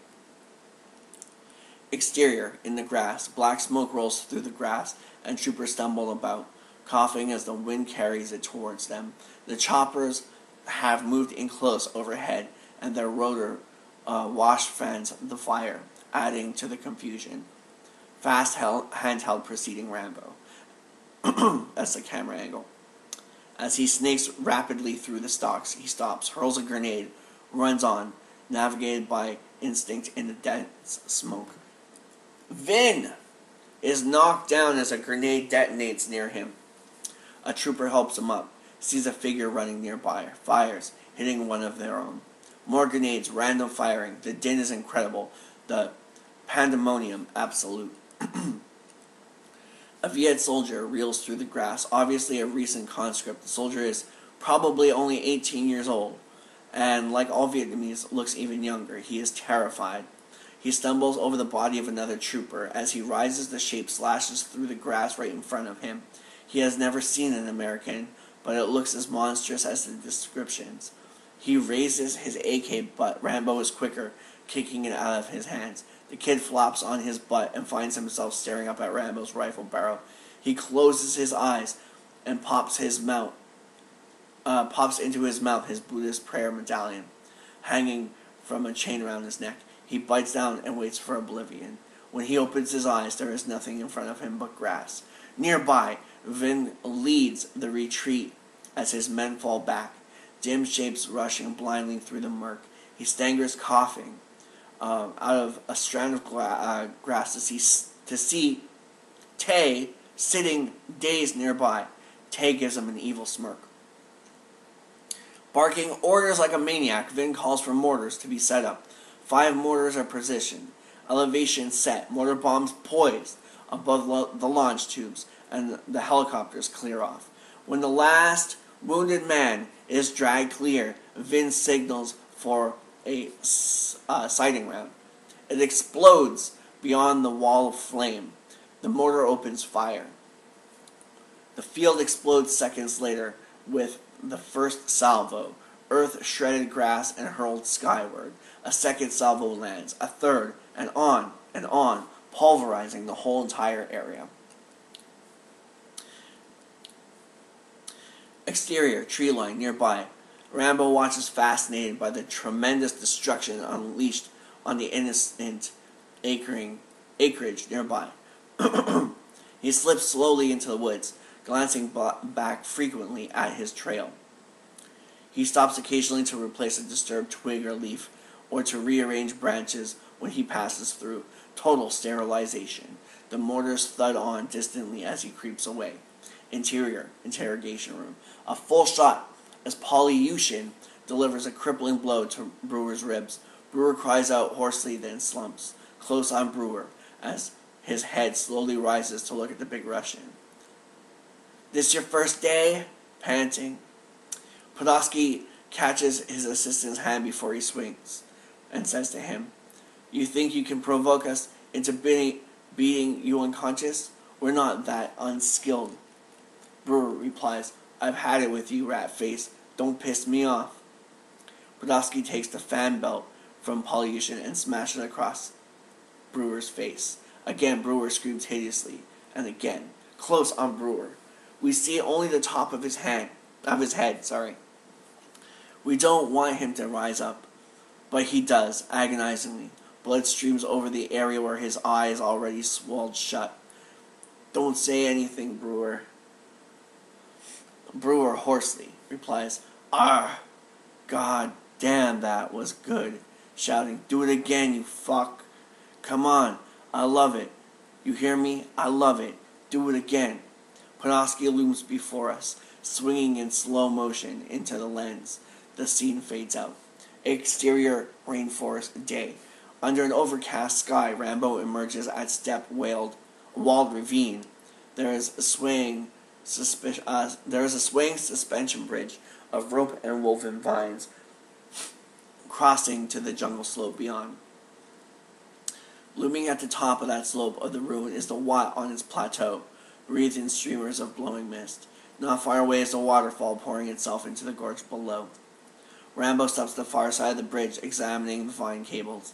He starts pulling grenades out of his pockets. "Oh, another trap! Cliffhanger style!"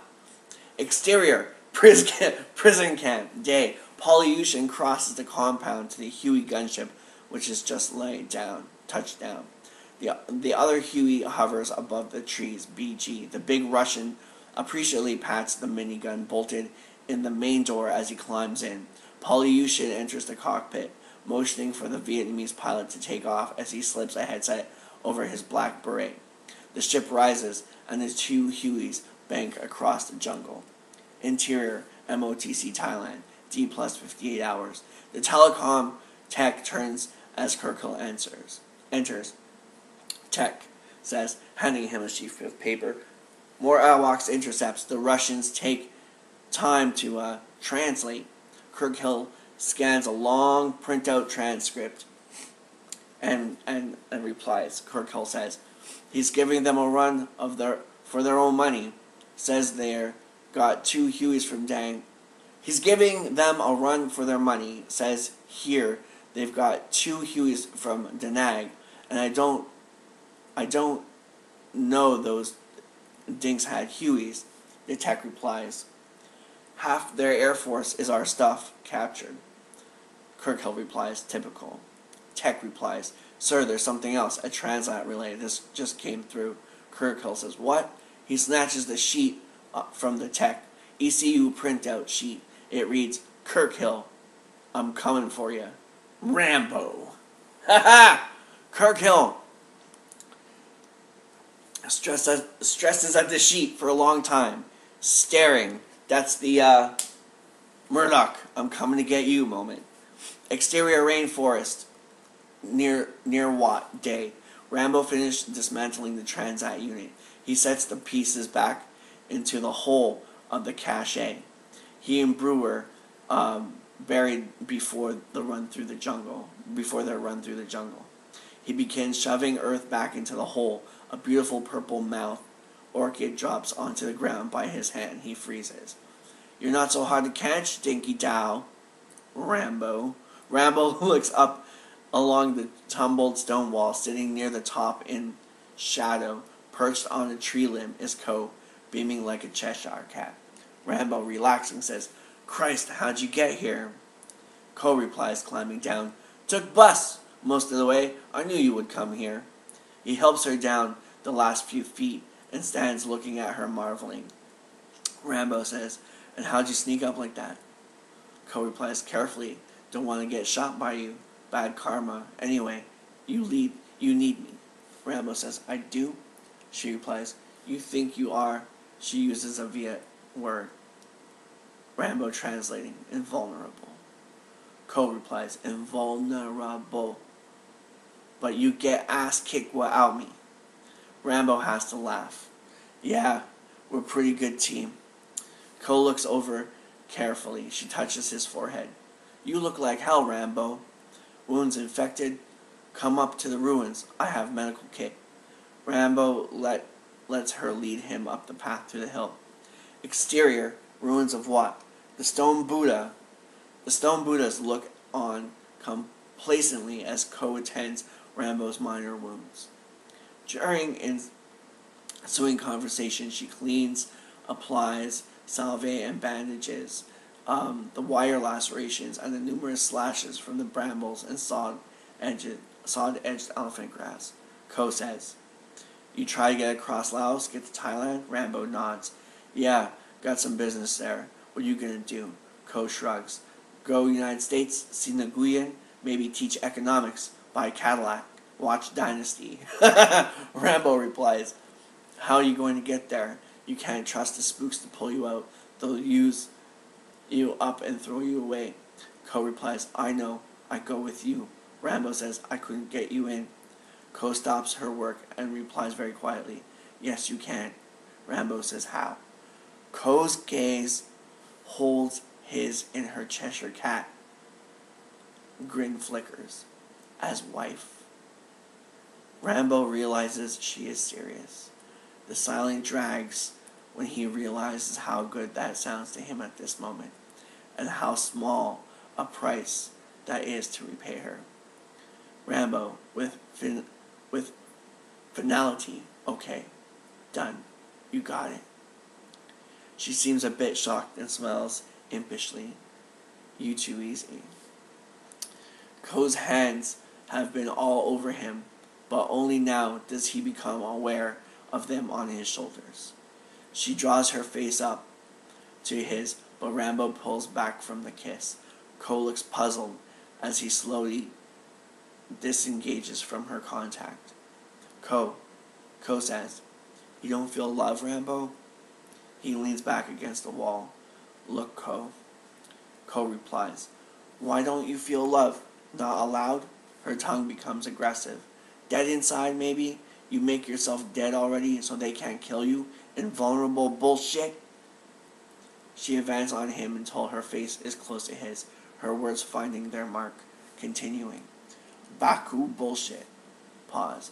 "I have enough death already. My husband, my mother, my father, my brothers, death everywhere." She points into the undergrowth nearby to a ghostly blossom growing there among the tangled vines. "You see, a flower like that need ground soil to grow. Many time under the earth is bones of animal or person killed in the jungle. Make rich soil. Grow a most beautiful flower.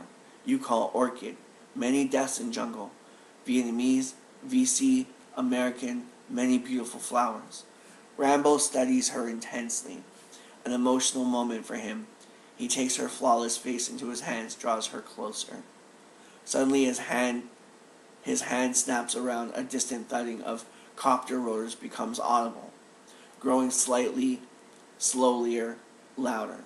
Rambo leaps up, sprinting to a crumbled parapet below. In the jungle, in the valley, two Hueys are slowly scanning like angry insects. Exterior, suspension bridge. A column of Vietnamese soldiers jogs across the swaying bridge, and go past an object in the FG. As the lead man approaches almost across the bridge, the object is a cluster of grenades lashed to a tree, which one of the main support cables of the bridge is attached. A fine wire runs down through the bridge walkway. Ping! The wire pulls a pin. Exterior, ruin. Rambo whips around as the explosion rips through the jungle. Exterior, bridge. The bridge begins to collapse, dumping half the soldiers into a ravine as one side drops. The others run back. The second cable tears away. The bridge swigs down, spilling the remaining men to the below. I'm guessing to the rocks below. Exterior, reinforced, treetop level. Two Hueys bank steeply and roar straight towards camera passing overhead. Exterior, reinforced, near Watt. Rambo and Co. head into a trail which leads down the backside of the plateau. Rushing towards them is a platoon of Viet regulars. Rambo opens fire, scattering them off the trail. He and Co. make it back to the Watt as return fire rips through the jungle. Rambo throws 2 grenades down the hill and sprints with Co. deeper into the maze of the ruined monastery. The soldiers fall back as the grenades detonate ahead of them. Interior, exterior, Huey 1. Polyushin speaks into his helmet radio. Vietnamese subtitle. Get your men back! I've been getting an attack run. The Huey thunders towards the ruin, banking in an arc to aim the minigun. Exterior ruins. Rambo sees the Huey coming in a high arcing trajectory and knows he's in trouble. Dragging Co., he dives under a section of wall which has collapsed like a lean-to. Interior, exterior, Huey 1. Polyushin's thumb depresses the fire control switch. An awesome roar fills the sky. A column of orange fire blasts from the minigun as its Gatling gun barrels rotate in a blur. One of the most ferocious anti-personnel weapons used in the Vietnam War, the General Electric M134 minigun fires 6,007.62 millimeter rounds per minute. Since every 5th round is a tracer, the impression is of a solid shaft of fire sustained between ship to ground. The sound is not one of a machine gun, but rather a solid, held note of thunder, like a god belching. One of its nicknames was Puff the Magic Dragon. Exterior ruins. The effect on the ground is unbelievable. Trees are blown to kindling. The foliage is pulverized and blown upward like mist. The tracers hit the ground like an orange curtain, stripping the stones of growth, blasting up a cloud of emulsified jungle. In their crevice, Rambo and Co. huddle, covering their ears. A full set of chips and splinters whip around them. Suddenly the thunder cuts off. Rambo rolls out, fires well-aimed bursts at the retreating Huey. Interior, Huey 1. Polyushin hears rounds whacking the underside of the ship. He calmly orders the pilot to turn back. Exterior, ruins, crevice. Rambo crouches in the opening, watching the ship bank. Co, terrified. What was that? Rambo replies, minigun. Come on, let's move. He's coming back in on our open side. They sprint across the courtyard as the minigun roars again. The curtain of devastation sweeps toward them as they run. They make it behind one of the Buddhas, just as the hail of death passes across it. The rounds blast a layer of weathered stone off the serene face of the Buddha. Behind Rambo, the second Huey pops up above the tree, firing with conventional door gun M60. Rambo fires back. The tracers flash around him. He reloads, fires. Co cries out. She is slammed against the wall. The second Huey banks away. Rambo crouches beside Co's crumpled figure. Interior, Huey 1. Polyushin turns to the pilot. Return to staging area. We have to reload. Exterior ruins. Rambo cradles Co, whose blouse is drenched with blood. It runs over his hands as he holds her helplessly. She is as white as the jungle orchid. Her eyes focus slowly on Rambo. Almost inaudible. Dinky Dow, Rambo. Rambo is rocking her, willing the life to stay in her. His expression anguished. John. My name is John. Co. Very weak. It doesn't hurt. Why doesn't it hurt? Interior, Huey 1. Polyushin coordinates the air operation. Polyushin, Vietnamese subtitled. Air 2, circle and holding pattern, Russian subtitled. Air 3, are you in position? Sorry about that. Interior, exterior, MIL, Mi-24. In the spacious main cockpit, which overlooks the lower weapons bay blister, Podolsky is seated with a Russian pilot. Just a little note here that Podolsky is spelt without the I. In the other script, the later one by Sly, it has the I, and in David Morrell's book it has the I, but here in the James Cameron version it's Podolsk, rather than Podolsky. But I'm gonna call him Podolsky anyway. Sometimes I'll call him Podolsk, sometimes I'll call him Podolsky, sometimes you get the drift. Anyway, pilot, Russian subtitled. Ready, air command. Polyushin, voiceover, Russian subtitled. Begin your run. The pilot turns to Podolsky, or Podolsk, Russian subtitled. How many men are down there, Podolsk? Replies distantly, 1. That's pretty good, like, how many we're going after? Just 1. The pilot looks at him strangely. The massive assault helicopter noses down and thunders forward across the jungle. All this for 1 man. Exterior ruins, very close on Rambo, rocking gently. Rambo says, "You're gonna love it there. It'll be great. We can do what we want, you and me. Go to the beach with the Nguyen. Watch him riding his surfboard." Ko's eyes are glazed, half open. She is gone. Rambo sobs. Somehow this one tragedy renders all the others pale. Rambo continuing. Oh God. He kisses her mouth fiercely, trying to make her live, to infuse her cooling flesh with some sort of his vast will. Interior, MIL, Mi-24 pilot, Russian subtitle. 500 meters, final approach. Exterior, ruins. Rambo lays Ko with infinite gentleness in the lap of the stone Buddha. In the lap is one slightly cupped hand, palm upward.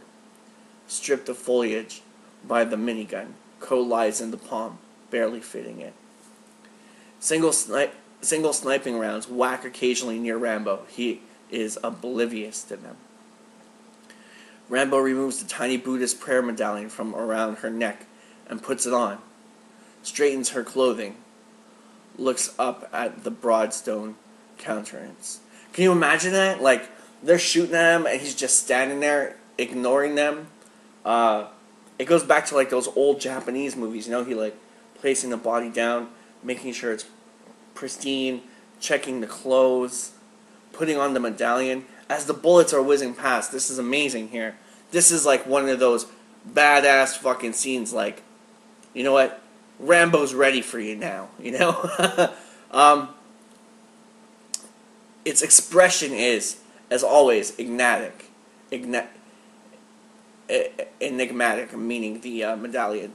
He turns as the assault chopper approaches, running dead at him. 2 long metal cylinders detach from the stub wings and drop, beginning their characteristic tumbling. Rambo, awed, palm, like napalm. He spins and runs, leaving his rifle. Exterior, rainforest. Rambo slashes through the trees like a madman, running with everything he has. Behind him, the napalm canisters hit the ground at the edge of the ruins. An enormous fireball blossoms through the jungle. The canisters' inertia carries them forward, spewing 20-meter-long arcs of flame. The inferno engulfs the Buddhas and rolls forward towards the trees, silhouetting the tiny running figure of Rambo.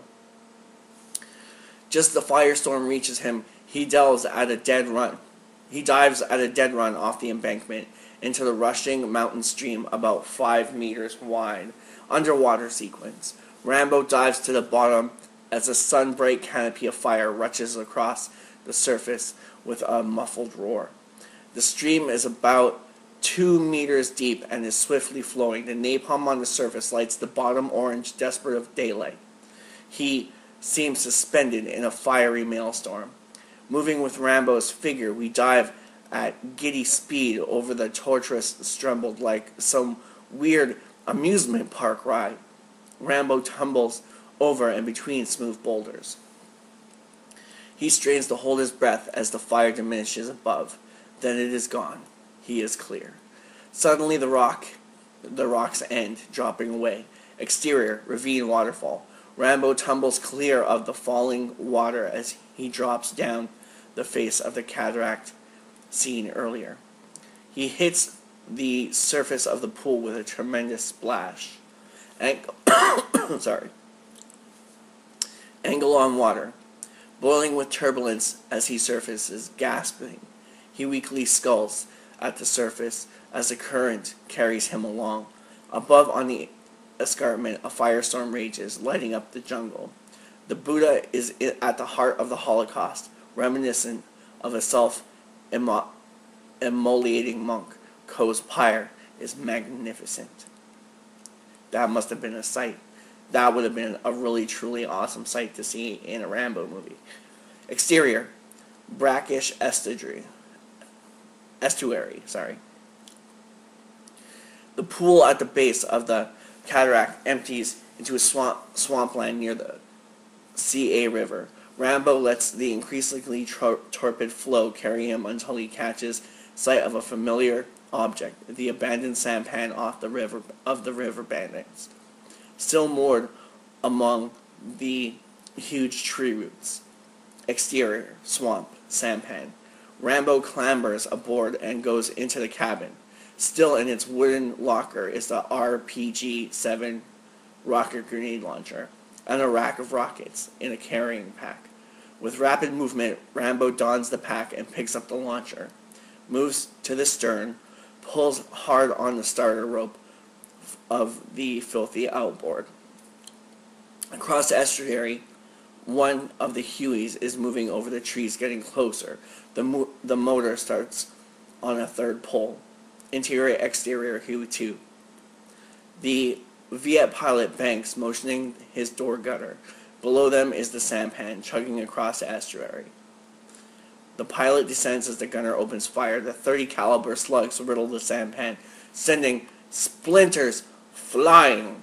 It explodes. Its incredible horde of junk hurled flaming all around into the swamp. The Huey lowers further, rotor wash whipping the water into churning forth.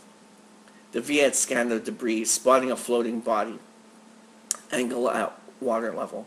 As the corpse rolls slowly over, it is Kin, the crazy bandit leader. Exterior, marsh nearby, water level. Camera pan at water level. The Huey hovering 40 meters away begins to turn toward us. Something rises from the surface scum and close, FG, among the gnarled tree roots. A hulking figure, dripping water and mud and strands of swamp weed. It's Rambo. The launcher tube across his shoulder, reverse, close on Rambo, as he whips filthy water out of his eyes and returns to the scope sight, blinking, taking his time. Wider, the Huey M60 opens up, walking a parade of water sprouts toward him across the river.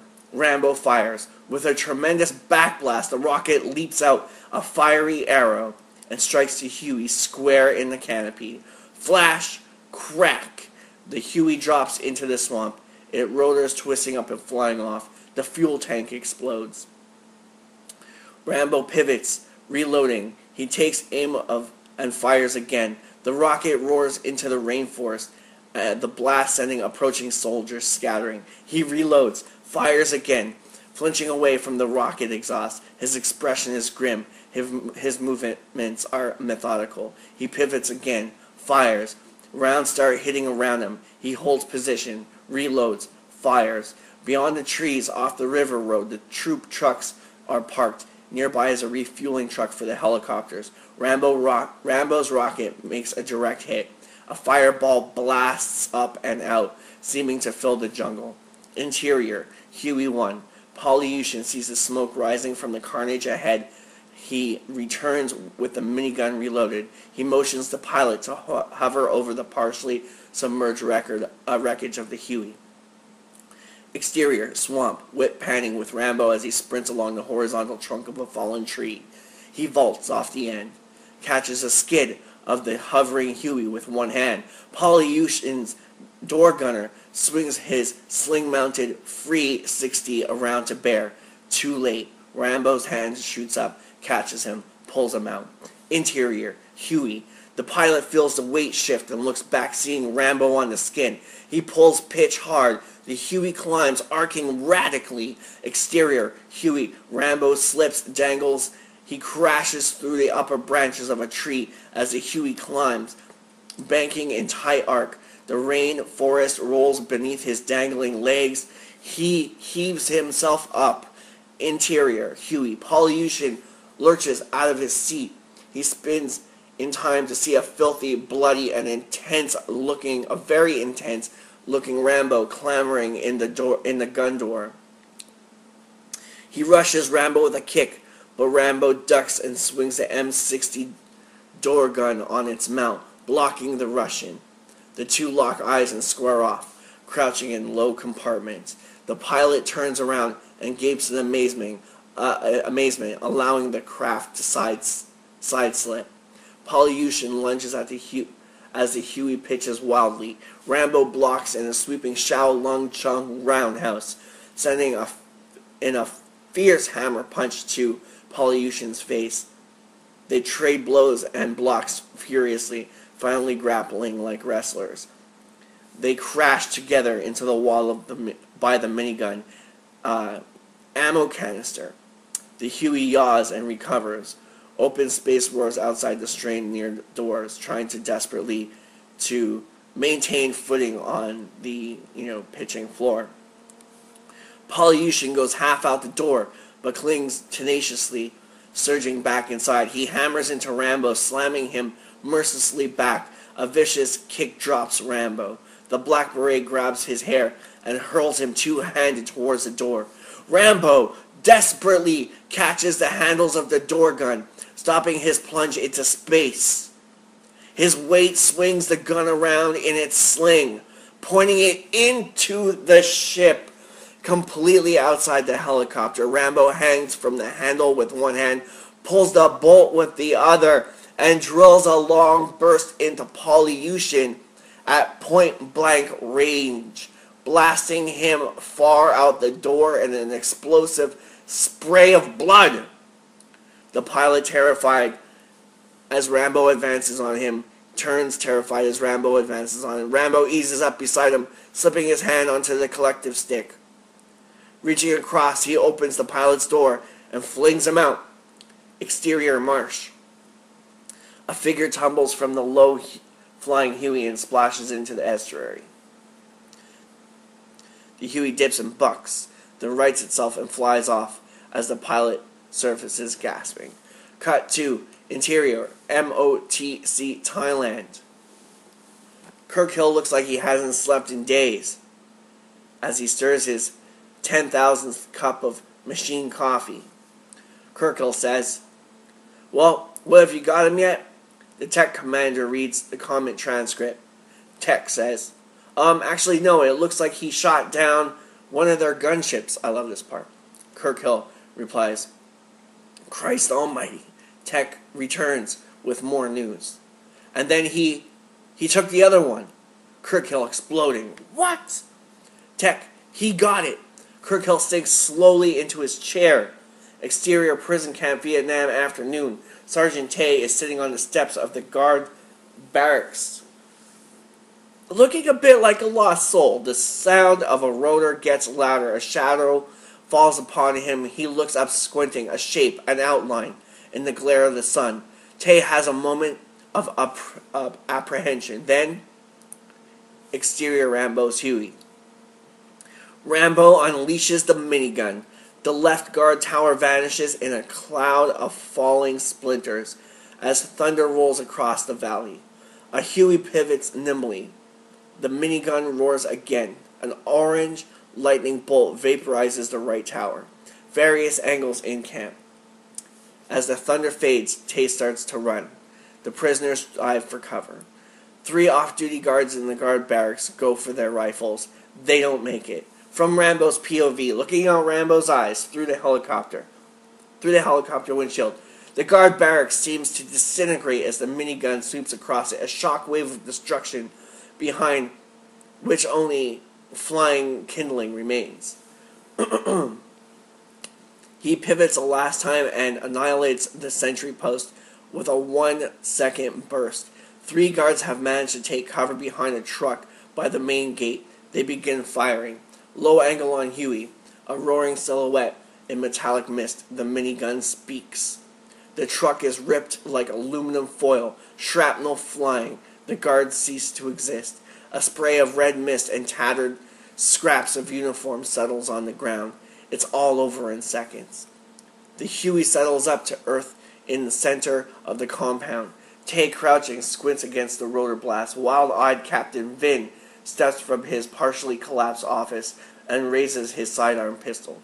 Tay snatches it from him with a terrified cry and an expression which says, "Are you out of your fucking mind?" The sergeant flings the pistol away and turns toward the Huey. Out of the boiling, blasting dust and smoke, a figure emerges. To Tay, Rambo is death incarnate. He is so here there seems to be like whereas Tay used to be the dominant one, especially if you read David Morrell's First Blood portrait, you could say that there's a lot more prequel stuff going on, just like in David Morrell's original First Blood, where Tay is the dominant and Rambo is the submissive. Now the roles are reversed. Now Tay sees what he's dealing with.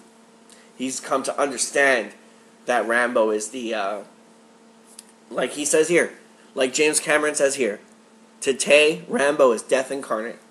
He is encrusted with dried mud, dried blood, streaking with rivets of sweat. His eyes burn. Rambo has detached the door gun from its sling and the feed belt over one shoulder, carries it like a rifle. He motions with the muzzle. Tay and Vin flop forward, face to the earth, hands laced behind their heads. Rambo moves past them, eyeing the wreckage of the camp warily. You would think after all the history, not only in this script, but in the Rambo mythos between, like, all of Rambo and Tay's history, that he would have fucking killed them both right there. Anyway, Rambo moves past them, eyeing the wreckage of the camp warily. Interior isolation cell. Darkness. The door is kicked open and Rambo is there, silhouetted. Brewer is a sorry mess but alive. He raises his head, blinking. "God, you look awful." Rambo replies, "You coming?" Brewer tries to rise. "Hold your pantyhose, baby. Here, give me a hand."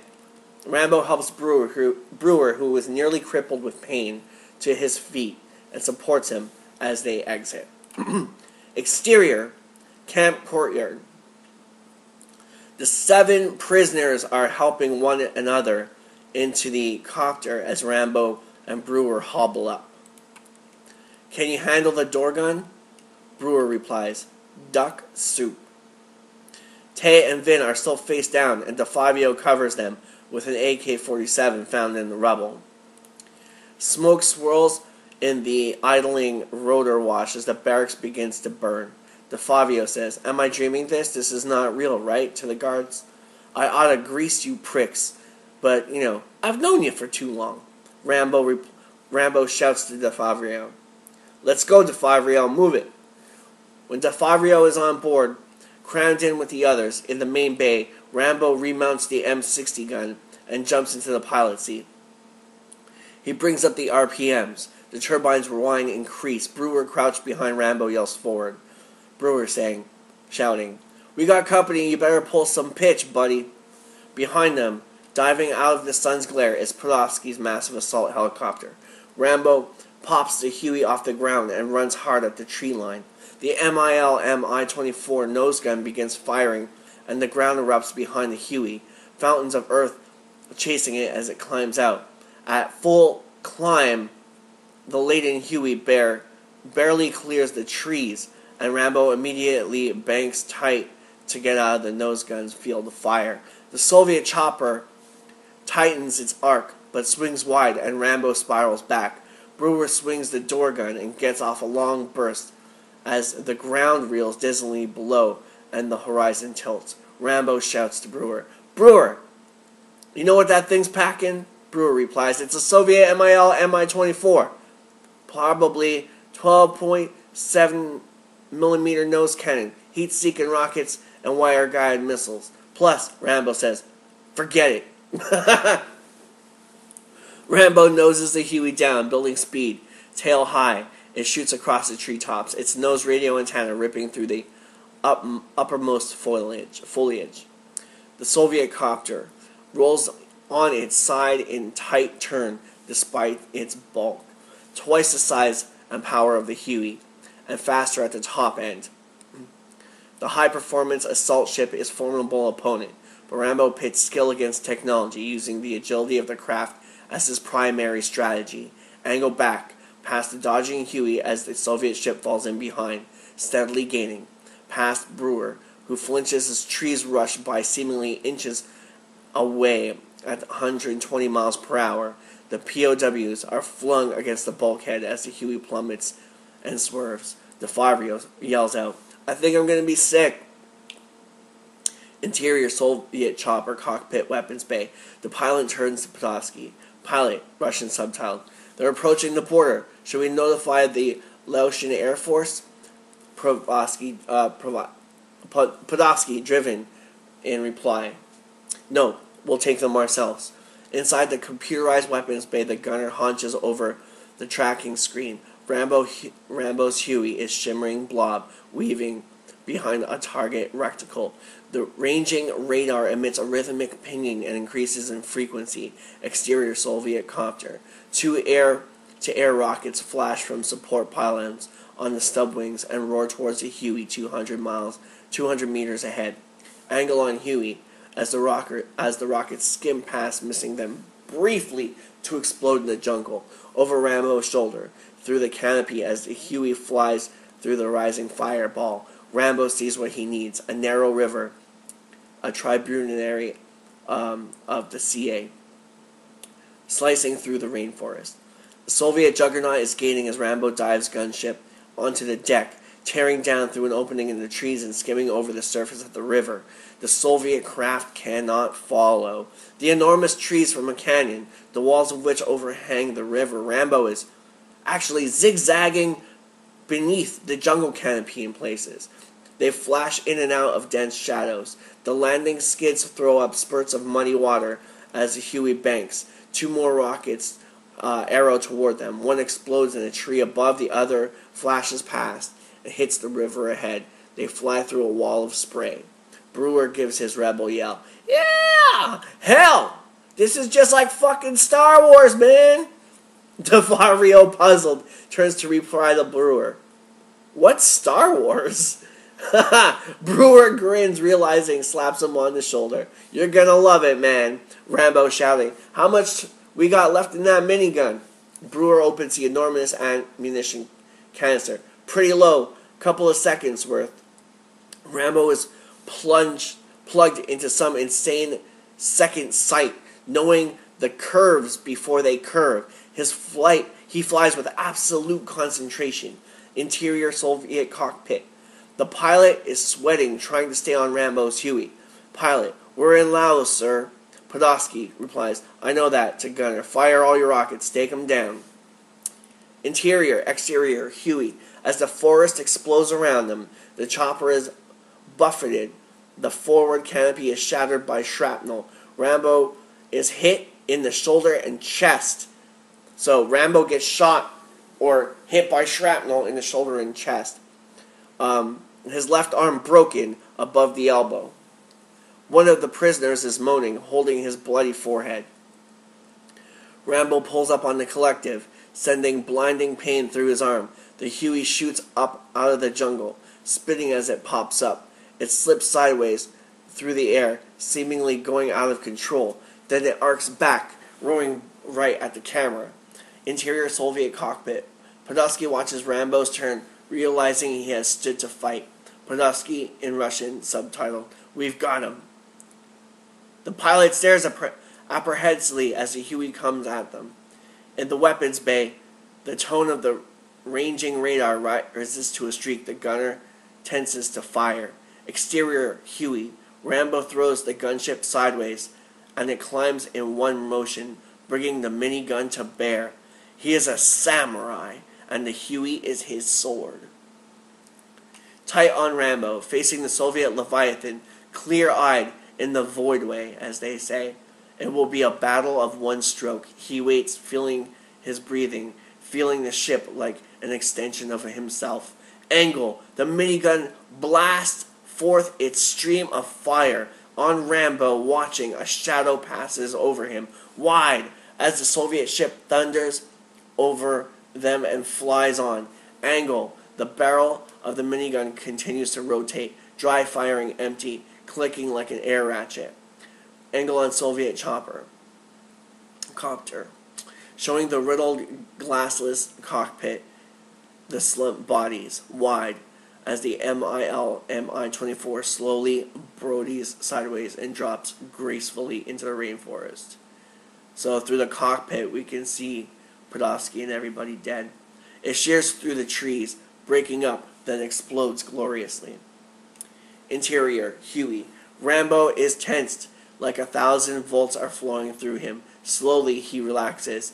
He then knows they have made it. Brewer, excellent.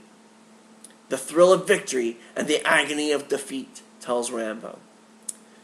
Rambo banks to Huey, ascending towards the mountain pass and beyond Thailand. Cut to exterior staging area, Thailand, day. Lifer lounges in the gun door of a Black Hawk as the ship sits at ready, turbine idling. Troutman, OS, getting ready to go somewhere. Lifer turns to see Troutman step around the fuselage of the chopper. "Hey, Colonel, you're not cleared to be on this base anymore," says Lifer, close on Troutman, quietly. "I know." Cut to exterior Laos, near Moking River, dusk, D+ 60 hours. The battered Huey lumbers and dips over the terrain, barely in control. Interior, exterior Huey. Rambo seems drained of color, sunken into the seat, flying on nerve. Several of the prisoners are asleep. The wounded man's forehead has been bandaged. Brewer is holding court. Brewer says, "And there's this guy with a black helmet and a cape, right? And he's got this sword, except it's not sword, it's like light." DeFabio turns in reply. There's the Mekong." They look forward as Broad River appears beyond a ridge line less than a kilometer ahead. The Thai border. A cheer goes up. A home run. On Rambo, seeing something as they approach the river. Exterior Mekong tree line. A black Sikorsky rises slowly above the trees directly ahead. Interior Huey. "See you, Rambo." Or cut up Rambo. He blinks, trying to clear his vision which has become light and shimmery. The hovering ship looks like an archangel of death. It seems like a vision. He flies straight toward it. Interior MOTC. Kirkhill has cleared the operations center. He is alone. Kirkhill to Mike. When the unidentified helicopter has crossed the river into Thailand, shoot it down with air-to-air rockets, then proceed to crash site and fire your remaining rockets into the wreckage. Is that understood, Zenhammer? Doyle, voiceover filtered. Sir, I'm experiencing a little bit of hearing problems." Kirkhill replies, "What are you talking about? Why?" Doyle, voiceover filtered. "Well, I've got something in my ear." Interior, exterior, Sikorsky. What Doyle has in his ear is the muzzle of Colonel Troutman's M16. Behind them on deck of the gun bay, Lifer is out cold. A tarpaulin among a stack of ammo cases where Troutman had been hidden is thrown back. Doyle knows better than to mess with him. So Troutman's getting some action here. Troutman switches off the radio as Kirk Hill shouts incoherently. Interior, exterior, Huey. As he approaches the black Swarovski, Rambo sees Troutman with a rifle to Doyle's head. He nods as they pass. Interior, exterior, Sikorsky. Rambo's Huey passes them, crossing into Thailand.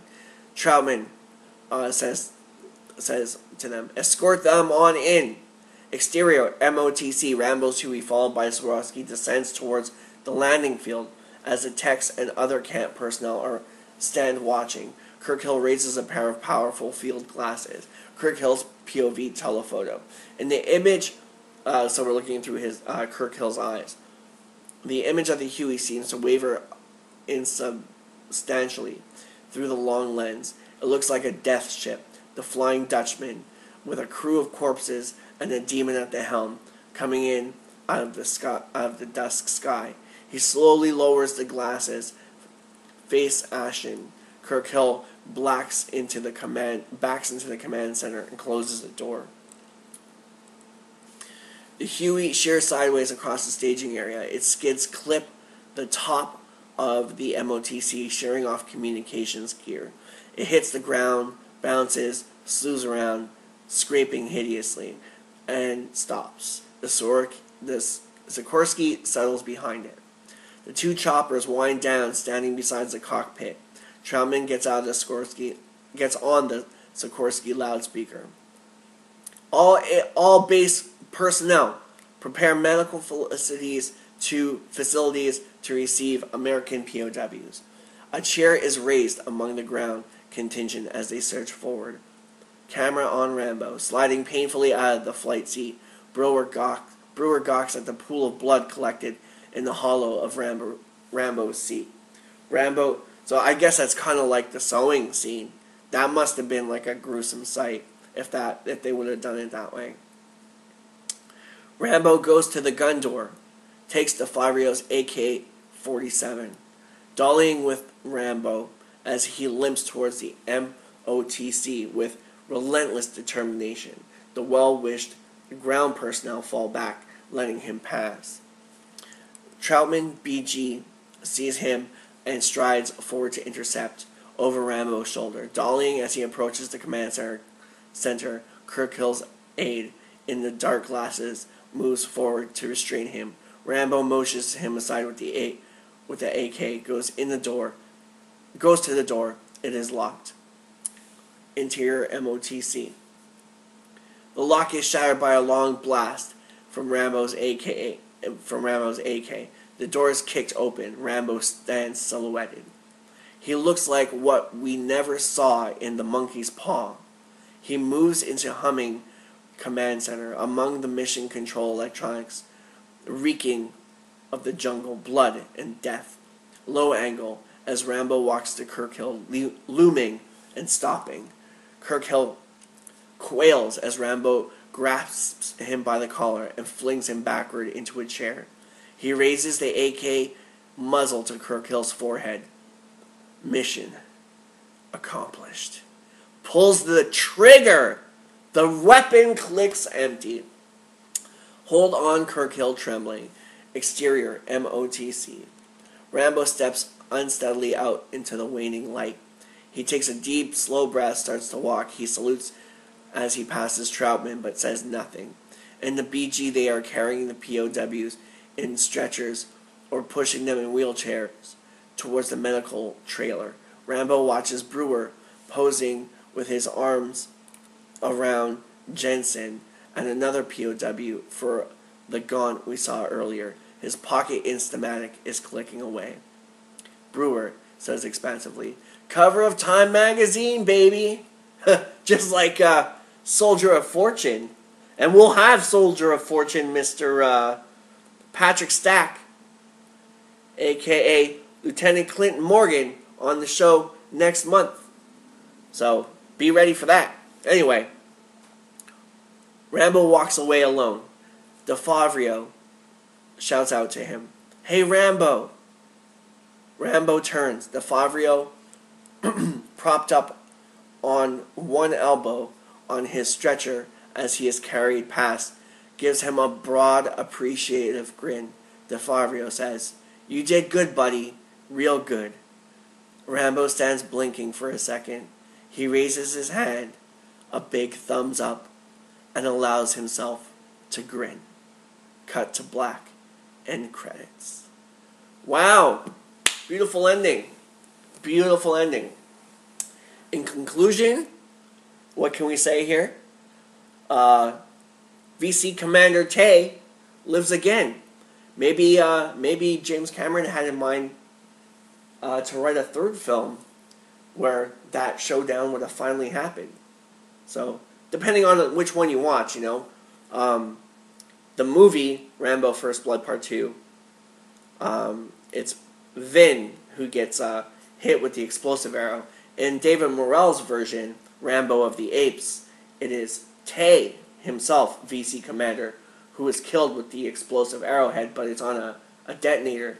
So he looks down at the arrow and then is blown to smithereens. Yeah, so I hope you've enjoyed this. It's really, I love this script. A lot of really cool stuff in here. So thank you for listening to this, I'm guessing, over 4-hour broadcast now. And coming up next, I believe we have the 27th anniversary, 27-year anniversary of Rambo 3. And we're going to look at pretty much everything start to finish for Rambo 3, including the film's history, a little piece on the film itself, like a little review on the film itself, because almost everybody's seen this movie. The deleted scenes, Mike Chapman's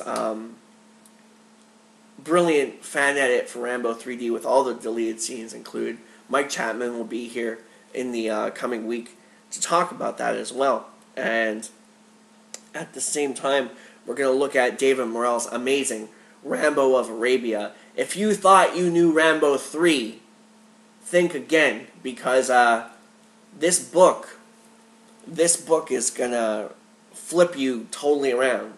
Like, this is the movie they should have made. So, in my opinion, it's a little more back to First Blood than the over-exaggeratedness of First Blood Part 2. Rambo 3 was, like, really over the top. But this was a more realistic look at Rambo 3. Also, we're going to take a look at David Morrell's original script for Rambo 3, which was a completely different story, completely different synopsis. There was no Afghanistan. It took place somewhere else. Yeah, so yeah, I hope you enjoy it, and I hope you enjoyed this. And thank you very much for watching. As usual, Rambo Mania would be nothing without you. Thank you for joining us down this long road that is Rambo Mania. I'm your host, Matt, aka Coon, and once again, thank you to James Cameron for writing this and for making it free and available online for everyone to share and to read, so we get the sense of the original version of Rambo 2, with all these interesting new characters. What could have been, seeing John Travolta step off of Saturday Night Fever, Staying Alive Part 2, and joining Stallone in this movie. As you've seen him in that movie, he was completely ripped. Stallone got him into shape. It would have been amazing to see.